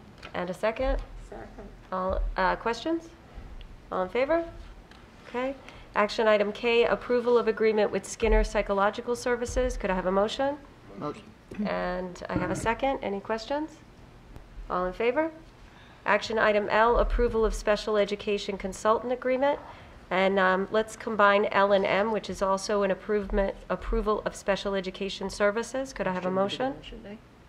I combined L and M. Well, I don't think you can. I don't think you should do that. no. All right, fine. One's a provider, I'm trying to and go one's an forward. IEP. All right, I understand, but okay. So L, could I have a motion? Motion. And I have a second. Questions? All in favor? Action item M, approval of special education services, Motion. IEPs. Could I have a motion? motion. And a second? Second. Questions? I didn't see the backup on this. I didn't see the backup either, but I assumed that Joanna reviewed it. Yeah, I do, every time they come up, I've reviewed them. Okay, we Yeah. normally have it. We normally have some paperwork. We usually have a copy of the No. Out of the IEPs. No, not the IEPs. But do little, we? there's like a little printout, A a little printout. block, It's like a an index redacted card type of IEP. thing. diagnosis. It's redacted. I usually do send them to the board as well, but. Oh, okay, because okay. I didn't know which ones you had. Oh, okay, reviewed, okay, I didn't send them. okay. Okay, so, There were so many this There time was a that large number, and I only got through part of them. Until I knew what she was going to, okay. yeah. So what do we want to need do? it? Do we need to do? The approval on the ones that were reviewed. And Okay. Betty will indicate, I will indicate those numbers to Betty tomorrow.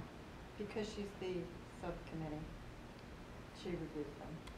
And If anyone, No, by the thank way, you. if anyone would like to Does, join my committee to Is this review gonna- IEPs. if these are not approved, is this going to be an issue for 2 Yes. weeks? Yeah. It is?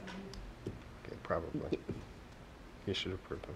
I mean, realistically, We're the not gonna- IEPs are determined by The committee. committee, The IEP no, committee. but committees and professionals. Right. And Absolutely. so I think to a certain extent, I don't know how much we could really question the determination of the professional committee that's handling it. The focus really is more on the specific people who have attended the meetings and whether that fills the requirement of the committee. Which you do. Yes, Right, so In terms of parent advocacy and. yes, and psychologists and parents that are invited. There is a whole list of people who are So. attending CSE meetings. And So I'm comfortable approving this with the fact that you'll go through the rest of them. Of course I will. Okay, so let's just, Only 5 being approved tonight. oh, There's only 5 oh, being approved. so then we're okay. Okay, so all in favor? Okay, thank you. Action item N, approval to dispose of inventory. Could I have a motion and a second? second, Any questions? All in favor? Action item O, approval of agreement with Teachers College Columbia University. Could I have a motion? Motion. And a second? second. We already went through this, Yeah. so what more? You have more? I do have Okay. more, because I didn't want to bring it up Please, thinking go if we were ahead. bringing. So I looked at this earlier, and there was a line in the budget, trying to figure out where in the budget this comes. Oh, that's right. Unrelated to Yep. the budget transfer. And so there was a line, I thought it was, which was allocated about 250, which I spoke with Rob, and he indicated that wasn't it, and he showed me where it was and showed me the grant money. But in looking at that, it brought up the idea that that line that I originally thought it was, which was Rob explained to me, for monies the district reimburses faculty for doing professional development in accordance with the teacher's contract, that line went down about 2 years ago from about 25%, from 325 to 250. And I guess I wanted to... 375, I thought even. It was more like 370. Well, I thought it was 328.5. I don't know what it was. It was dramatic. Yeah. So the question is, it brought to the idea that we're reducing that line. Have we talk about how to evaluate it, which is important.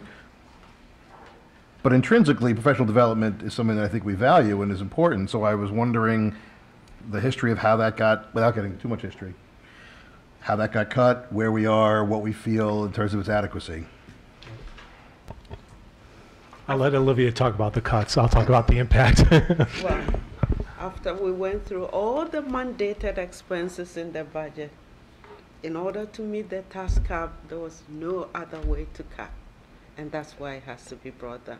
But didn't we, if I recall correctly, we've had this conversation, didn't we send some of the teachers for leadership, and they don't they go to some of the teachers are like leaders, and they come back from Columbia's Teachers College and do some of the training. Turnkey. Yeah, I forget what you call it. Turnkey training.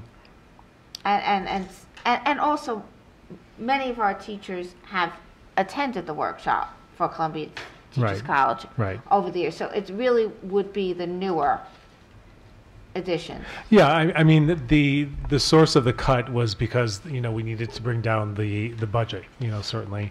And I think it was a responsible cut without demolishing that line.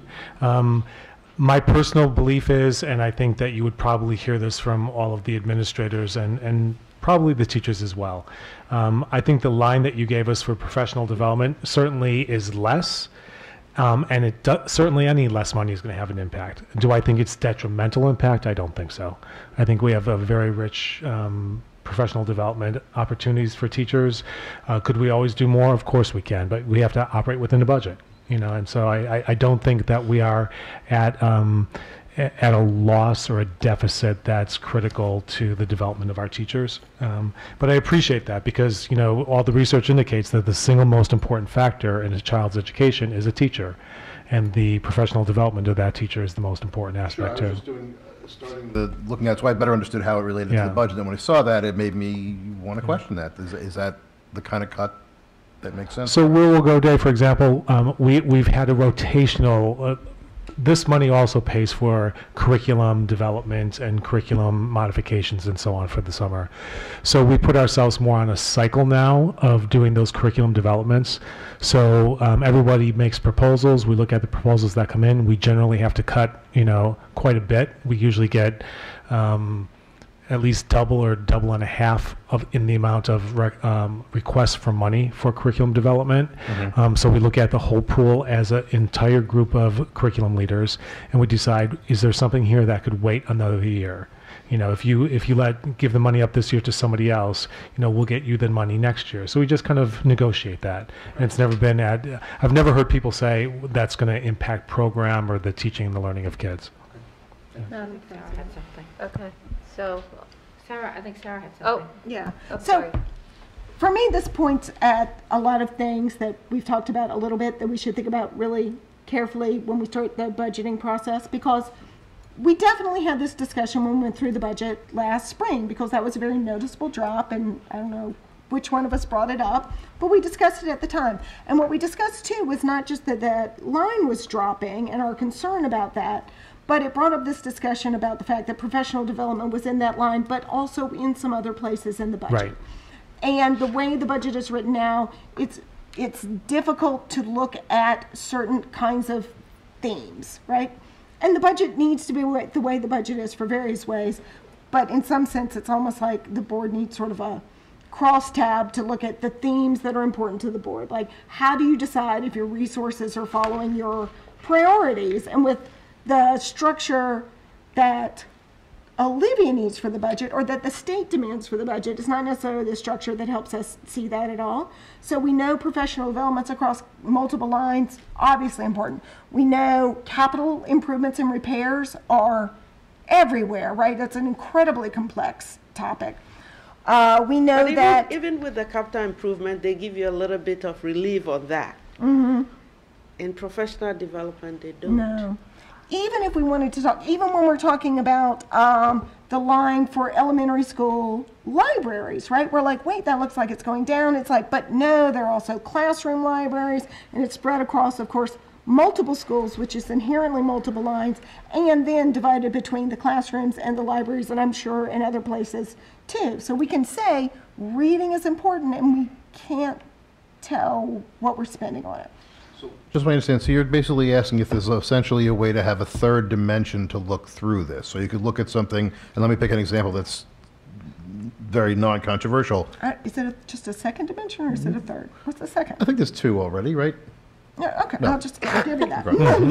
You want to go through, you want to take so you take all you can look at them in 2 dimensions, or you can put them all together and then go in the 3rd dimension through. wanna And go say everything through. through there is, so the example I would use would be printing, for example, a very simple one. The printing is all over the place in different schools. But to say how much we spending as a district on something as mundane as printing. So it might be something like reading, or it might be something like Yeah. printing, copying stuff. Right. Okay, but just going back to the professional development, I know we all value teachers being professionally developed, but we also have to talk about what impact having a teacher out of the classroom has on student learning, right? And that really is a very important balancing act. Because when we were going through the IB training, for example, you had teachers out because they were in Houston or New Jersey or somewhere for 3 days. 3 days for Algebra 2 trigonometry is 3 subject matters where you have a substitute teacher. And we all know what happens with substitute teachers because many of them are not trained in the subject matter. And I think that was one of the complaints I also got from elementary school parents was that the teachers kept pulling out, especially when we were changing the math curriculum. And the number of times we had to change the math curriculum. Not all are doing, part of that doing the core curriculum. So, there are certain, I would really, when we're talking about professional development, I would like that looked at because it really does impact the student learning. So I don't want to conflate professional development with time out of the classroom because they're not necessarily one and the same, right? It might take the teacher out of the classroom, but it doesn't necessarily do so. And of course, we've got lots of things going on that could take teachers out of the classrooms. We do internal assessments, whatever, 3 times a year on kids' reading levels in the elementary school that's got the teacher in the hallway. So they are definitely overlapping, but they're not one and the same. And the other thing I want to say with the benchmarking is, with something like professional development, I don't personally have any sense off the top of my head of a benchmark or a standard for that. A district of this size, a district with this kind of budget,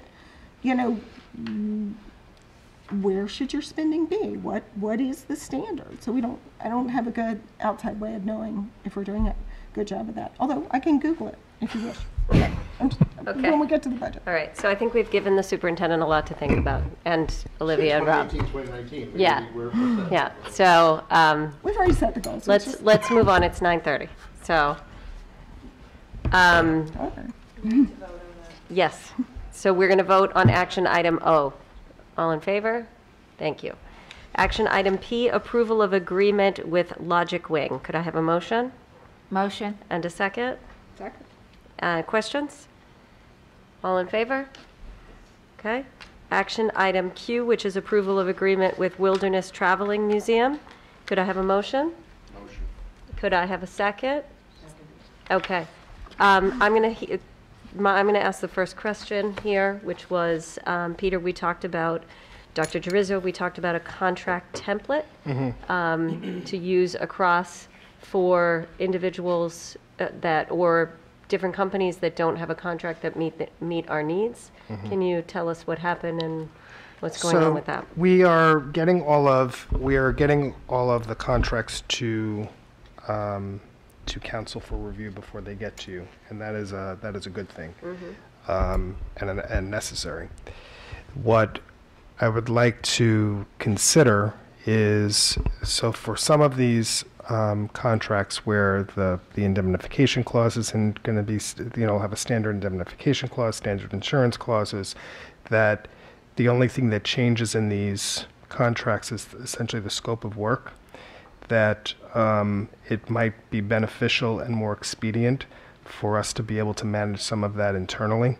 So if we have Ingram & Smith develop a standard template for us to use, it's not going to be every contract, but some of the recurring ones that happen every year, they don't have to go out to council, get negotiated, come back, be filled in, and it might be a more efficient way for us to manage some of this process. And then we would have that process run through Olivia's office. So I just wanted to gauge the board's interest or desire to think about that, and you don't have to decide tonight, but it's something that something you might want to give some consideration to. If we do that, I would like to see the template. Of course. Beforehand. Yeah, and, of course. And look at it. I'm not opposed to the idea. In fact, I think like things like the Wilderness Lodge and other events that we've come in, they've been like, Yeah, that's TP TED. Yeah. Yes. A postcard, Mhm. right? with a name and an amount on it. Right. You have no idea how that makes me crazy, Understandably so. and has made me crazy. Understandably so. So I'm much more comfortable with that than the postcard. And I'm thinking, okay, where is the insurance for the guy who's throwing up the teepee, or the Correct. balloon? Yep. All right. Right. Although we do have central office staff that work very hard to get insurance from everyone who does anything. Oh, I on know the that, schools. but So, Yeah. So we can't have a process where there's no contract. Right. Right. There needs to be a contract with all the service providers, regardless of what the service that they're providing. But not every single one of them has to. I don't believe that every single one of them has to go through a formal negotiation through attorneys. council. right. Correct. You're talking about standardizing a boilerplate. Yeah. Exactly. Yeah.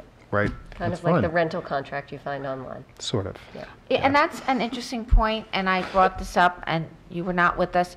When we do the RFPs, what I do in my own practice is I attach a contract, our standard form contract. And if you want to do work for me, you sign my contract. If you don't want to do work for me, you don't want to sign my contract, you're not doing work for me. So when we're talking about sending out RFPs, we should have attached as an exhibit what our proposed contract will be. Obviously, there may be some rooms for negotiation, but I think that should be part of what we do. All right. So the RFPs are already out. I know on the legal ones, Yeah. it's out, but Oh, well, you're talking about just standard operating procedure. That's a good idea. for, you're doing one for the architects and the engineers Yes. that hasn't gone out yet. So have Ingram & Smith give you the contract that Yes, I'm they going to want. send it to them tomorrow, and I'll tell them to put it, all of it. Great. Great. I think it'll just make things more efficient, because sometimes we're hanging. We'll get some of the like TP TED, for example, has been working with us for many, many years, and Hey, a TP Ted's got to be older than me, okay? That's all I got to say. I don't know That's TP pretty TED, but damn he's old. very important, and Yes. the kids really enjoy his work. So They do. They do. We don't. What I would hate to have happen is that we lose a service to kids, or a good experience to kids, Right. because we can't get a contract in place. So the way we've been managing that for now is, we're putting things before you, trying to get things done efficiently and fast. And Ingram & Smith has been very responsive and very good about that. But it's been a lot. So so this would likely, and that's why we've been putting these on the board agendas as pending review by council. But this would help us to do things in the right way, but also probably a little bit more efficiently. It makes sense. Okay. Great. So, Thank you. all in favor of action item Q? Thank you. And now we'll move again to the comments from the public. If there's any comments, come and give your name and town of residence. No, we're getting stressed. Ready, thank you. You look bold. All right, we have no comments from the public. Let's move on to old business. I'm going to start out by asking Rich if he would give us his short synopsis of his meeting with, I guess it was NISBA and with Swazi. Yep.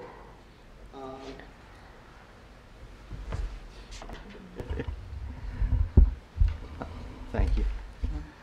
So on September 19th, NISBA set up a meeting with school board representatives within the congressional district of Tom Swazi, and there was a fairly good representation.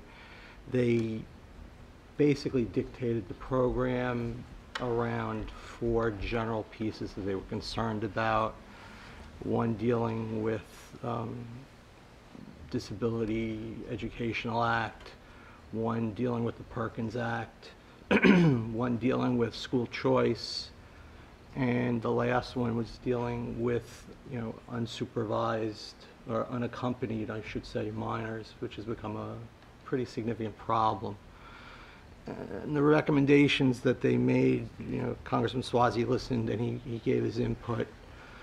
He's a very large advocate of vocational education. He feels that this particular geographic region doesn't make proper use of vocational education. He feels that most of his constituents, value a college education, but at the expense of maybe considering other options for students.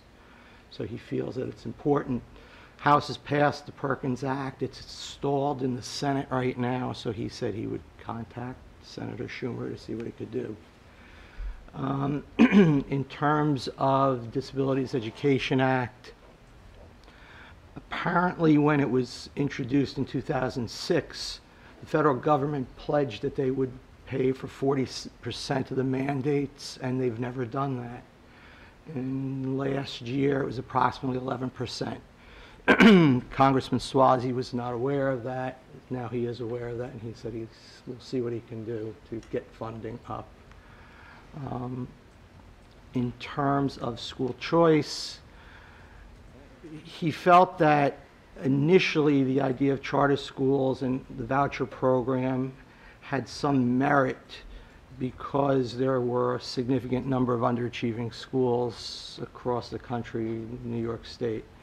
He seems to feel now that it's not that good a situation. He does not favor a voucher program.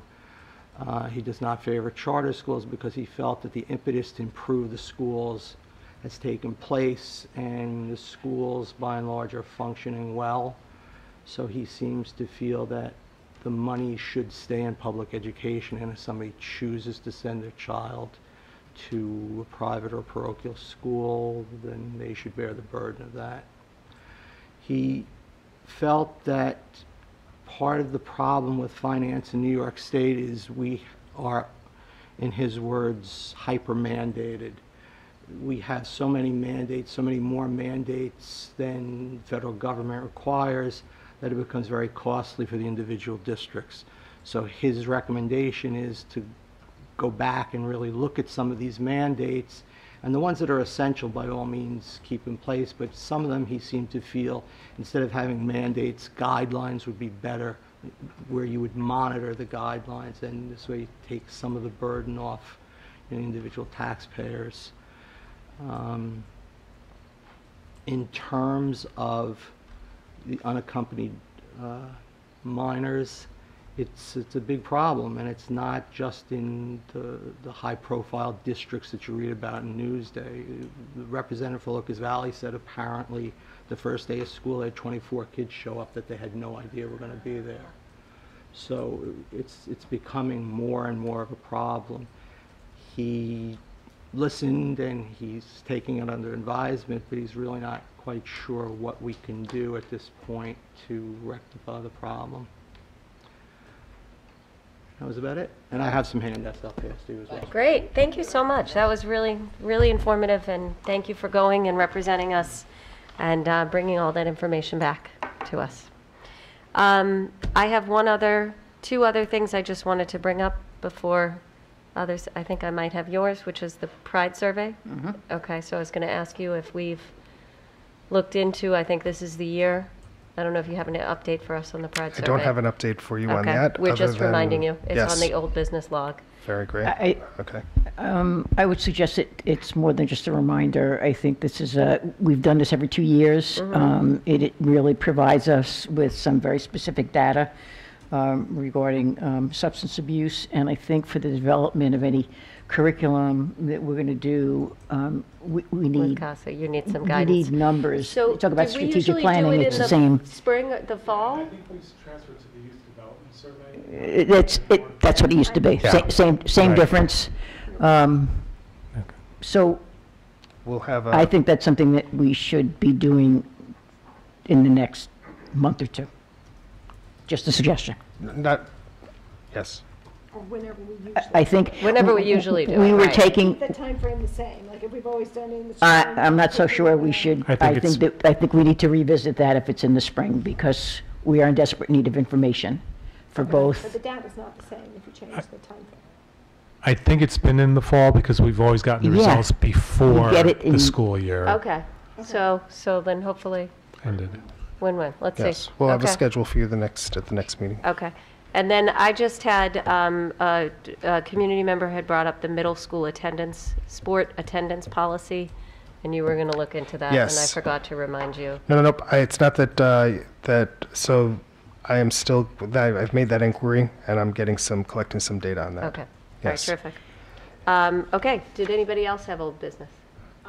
We still have to answer Jerry Romano's question. I was all prepared to say to Yep, that's in Peter, my what's- queue as what- well. Is the plan in place? And So the plan is not in place, right? So I just, the thinking of the plan? the thinking of the plan is in place, right? So it's not, the question that he proposes, Mr. Romano proposes, is actually an excellent question. It's not easy to quantify what he is asking. So in terms of how do you quantify a value of an education in North Shore versus, he cites Manhasset. So what we are talking through is how do we go about that inquiry, right? So what data do we need? How do we look at budget lines? How do we look at staffing levels? How do we look at program, right, without being in those places to compare? Because there are a lot of, so if you, so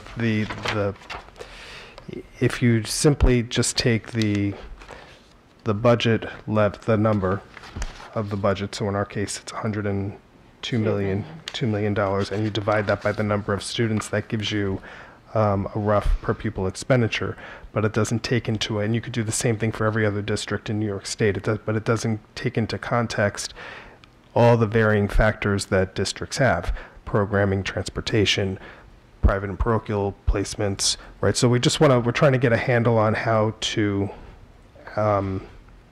deal with that in a way that makes sense.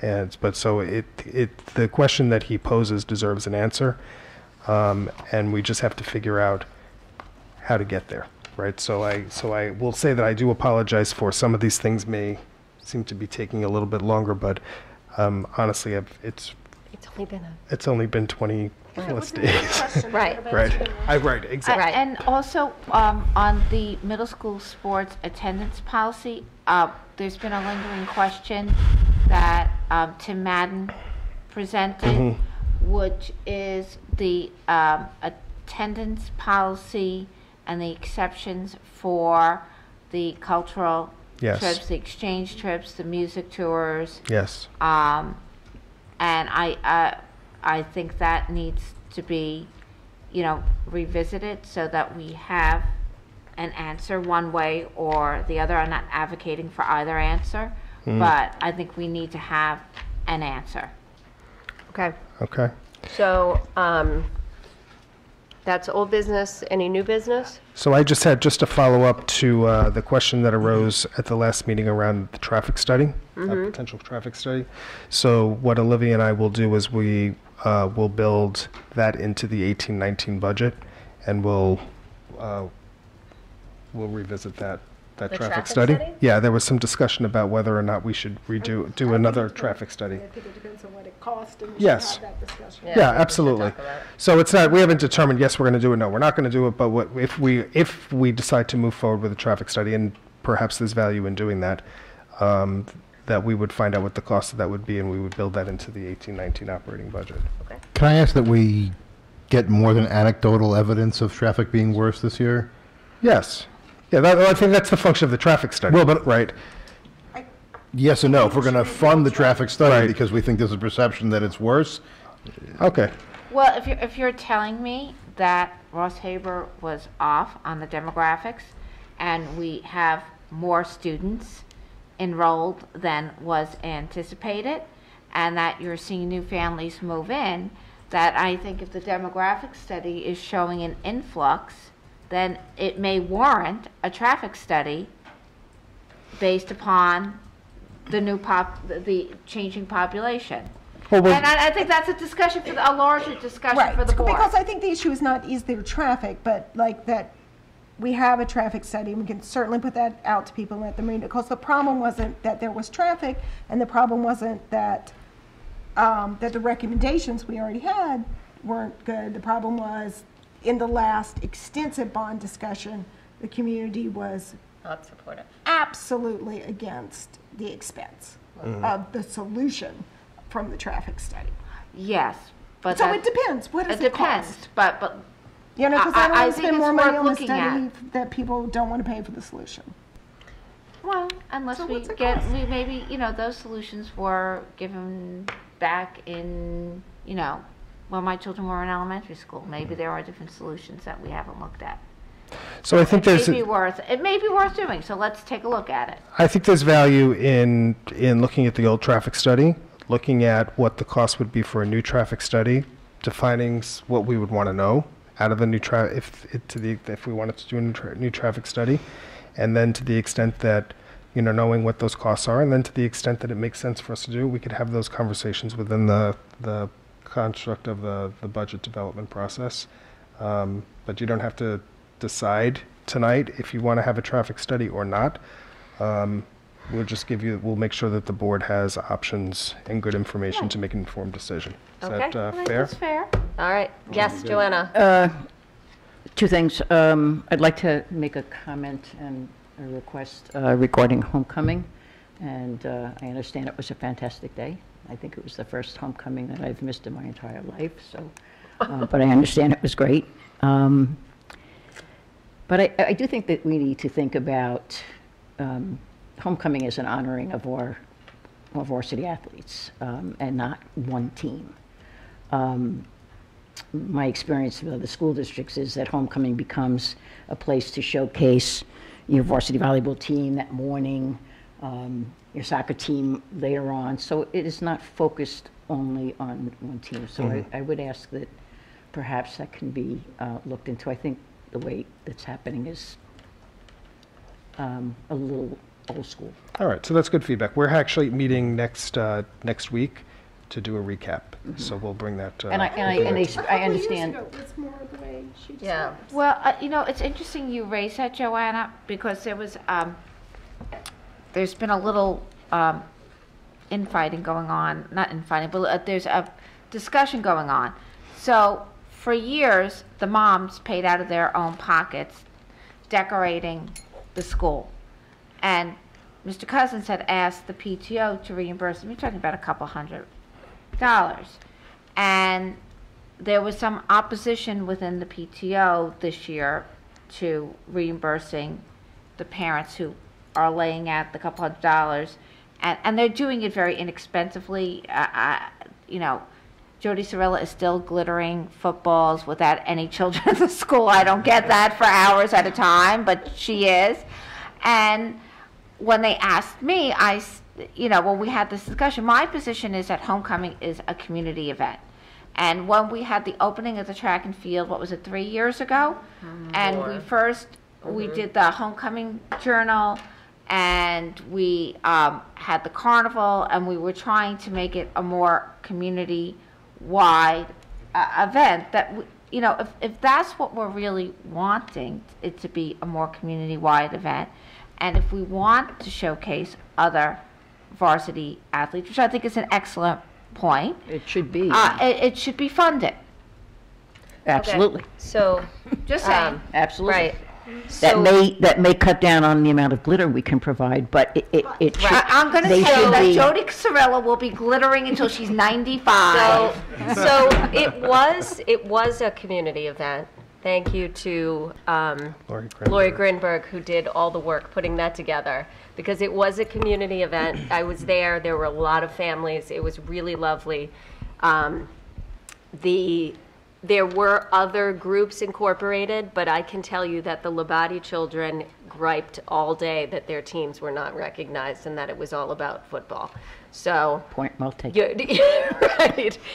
So I agree with you. And there used to be an athletic ceremony, but I don't know if that happened this year. That should happen as well. And I don't- Homecoming should There- be there a was celebration usually- right, of I don't your think it happened this varsity year. sports Years ago, program. it was, right, a Right. much more.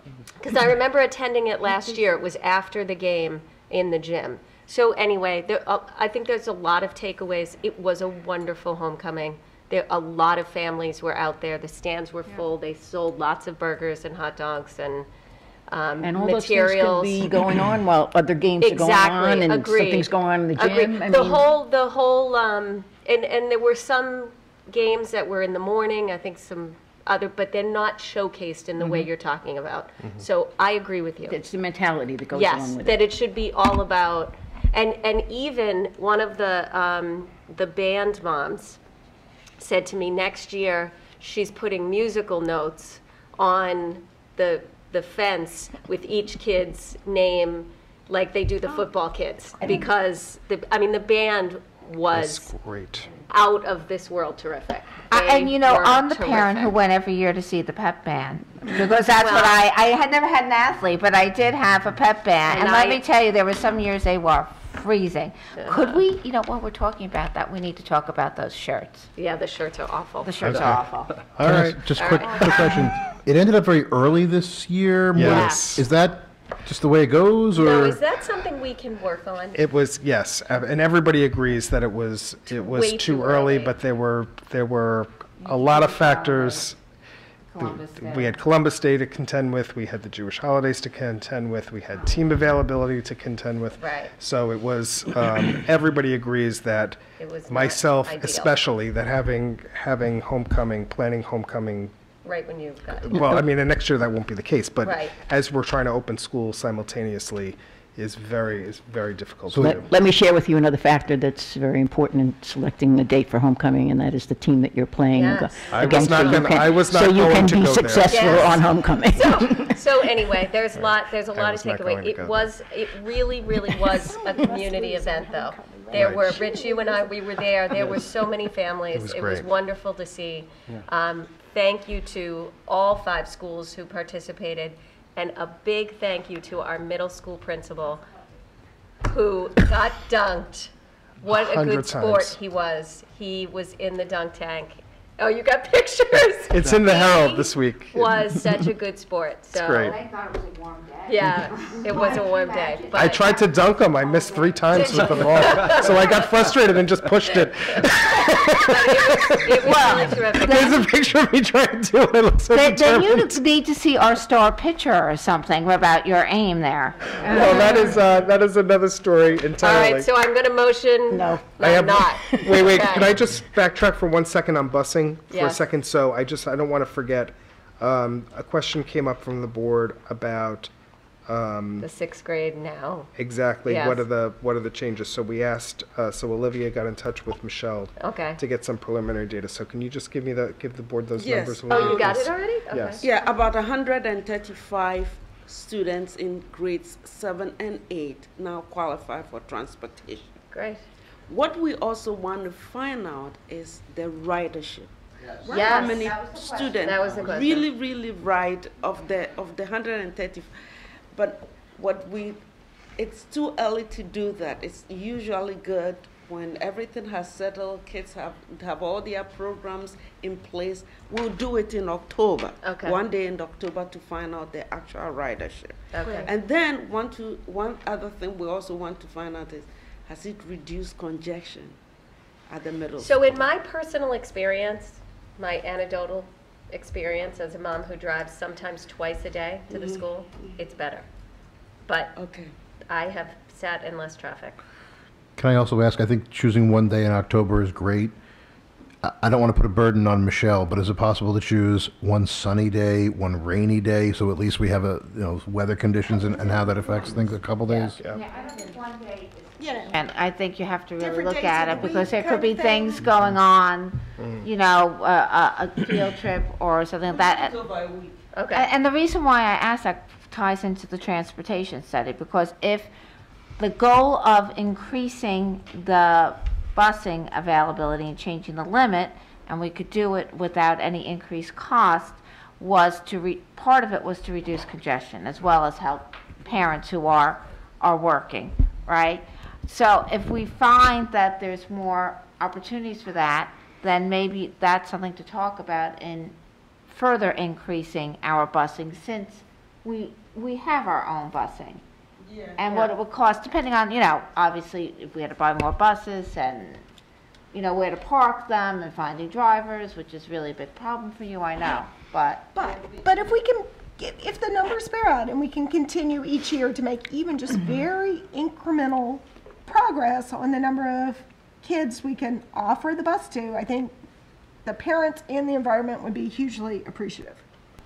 Okay. But if it will cost us, that becomes something that we have to, of course, present as a referendum with the cost estimate. either way. And that has always Either been way, the it's a issue. referendum. You gotta Yeah. vote, even if it's, Either even if way. it would save money, we have to vote. Right. But at the end of the day, if you're talking about millions of dollars, right, to fix a driveway, or millions of dollars to put a bigger parking lot at the Glen Head School, I don't think you could take the cost in isolation. I think you have to look at the cost of investing in your in your school transportation, or your cost in investing in your facilities. Or the potential to lobby the local government to deal with the conditions of Glen Cove Ave and put in bike lanes and make it more amenable to other alternatives, because it's a mess. I'll add that, like, health and safety has discussed that and has brought it up with the county and the town multiple times. Right this minute, we're a little bit on hold because no one thinks anything's happened till we're clear of these elections and potentially have a new administration come January. So, but that is on their radar, and if things really change, we could be more, assertive. It's not just about Glen Cove Avenue, it's Glen Head Road, it's Seacliff Avenue, it's it's School Street in front of Glen Head, which is really, really, really a hazard. And one day there is going to be a problem, and it's going to cost us a lot more than just money. We do have new board members. Should we dig up the traffic survey and make sure everybody has actually seen that? I think and it's seen the probably cost? in Dropbox. Really? No, it's not? It's not. I Nothing's think in you may have to Dropbox. dust Oh, it nothing's off. in Drop, that's right, I forgot. Dropbox, it's on the Right, web. right. We'll dig it out. All Let's right, find the traffic study. okay. Okay, Joanna has one more thing, and then we're moving to motion to adjourn. I have one more update for you, I'm sorry. Okay, Joanna. Just a CASA update. Oh, yes. We participated in the Business Association Farmers Market this past weekend. They gave us a booth, so we were able to set up. We signed up a couple of new members. Oh, good. We were able to distribute drug-related materials to people who passed by. I think the most valuable thing for us was just an opportunity to talk to people about the issue throughout the day. So that was a very, very positive experience. This Monday, we are having our general membership meeting. We're looking to duplicate the 100 people we had at our last meeting. That's going to be held at the community center at 7 o'clock on Monday night. And on the 23rd is one of our first major events. We're going to be presenting a mom who lost her son, also at the community center, 7 o'clock. That was the literature that was handed out at Open School Nights this week. So I'm hopefully inviting the board to attend any one of those two meetings. What is just- that crawling over there? I'm sorry? Yeah, I saw that. You saw it? What is it, a cricket? It's a huge. It's a bug. Okay. Just in line with that, it's sort of off the beaten track, but in line with what you're talking about. I don't know if you saw this past week's Sunday Times, there was an article on the Portugal Yes. model. Yes. And the National Geographic, I would say maybe 2 months ago, there was a whole thing on the cover about addiction, and the article is very comprehensive about different treatment programs and experimental treatment programs. So, just information I for did- CASA, and maybe we could have, the Portugal model's it's more governmental than what you're talking about. On Tuesday, we're also going to have, running and facilitating the meeting on Monday night, will be a representative from the Long Island Resource Center, and they are the people who, their sole purpose is to make coalitions stronger. So we're So- really looking forward to that work. Do you have it planned that the district is going to push out reminders? They just sent me an ad. They just asked me to send something today. Okay, good. Okay. And a flyer. been trying to arrange sending out an email blast. The request came today. Great. Okay, terrific. Great. So All that would be very helpful. All right, and Great. Peter, you Thank have one you. more Just thing? one last thing as a follow-up for a question. So the question came up, I think, from Sarah Jones at the last time about the early learning standards. Oh, yeah, the K through Yes. 2. So it just so happens that while I was up at the State Superintendent's Conference this past weekend, there was a session with officials from State Ed, and they talked about these new standards. So just to give you a timeline, very briefly, so they were adopted in September of 2017. The state's plan is to have 17-18 be a year of building awareness around the new standards. 18-19, they're calling it building capacity around the standards, and also 19-20 building capacity. So they want districts to have, I think what the big takeaway that I took from that discussion with the officials was that they heard and understand how bad a job they did the last time, and that they are really listening to the field, getting teachers involved in test writing, slowing down implementation, knowing that the devil really is in the details and implementation, and that they'll be fully implemented in the 2020-21 school year. So the state assessments will reflect the current standards, right, through the 1920 school year, and then the 2021 school year, there'll be new grades 3 through 8 assessments that reflect the new learning standards. And they made a point of saying that the early learning standards really do reinforce play as an instructional strategy, which is really important, and it was good to hear them say that. And the developmental practices associated with early childhood learning. So I was encouraged by what they had to say. So Great. that's the status of where it Thank is. you. You're welcome. Thank you. Okay, motion to adjourn. Motion. No, I didn't All right. have to have any business. I shut you off. All right.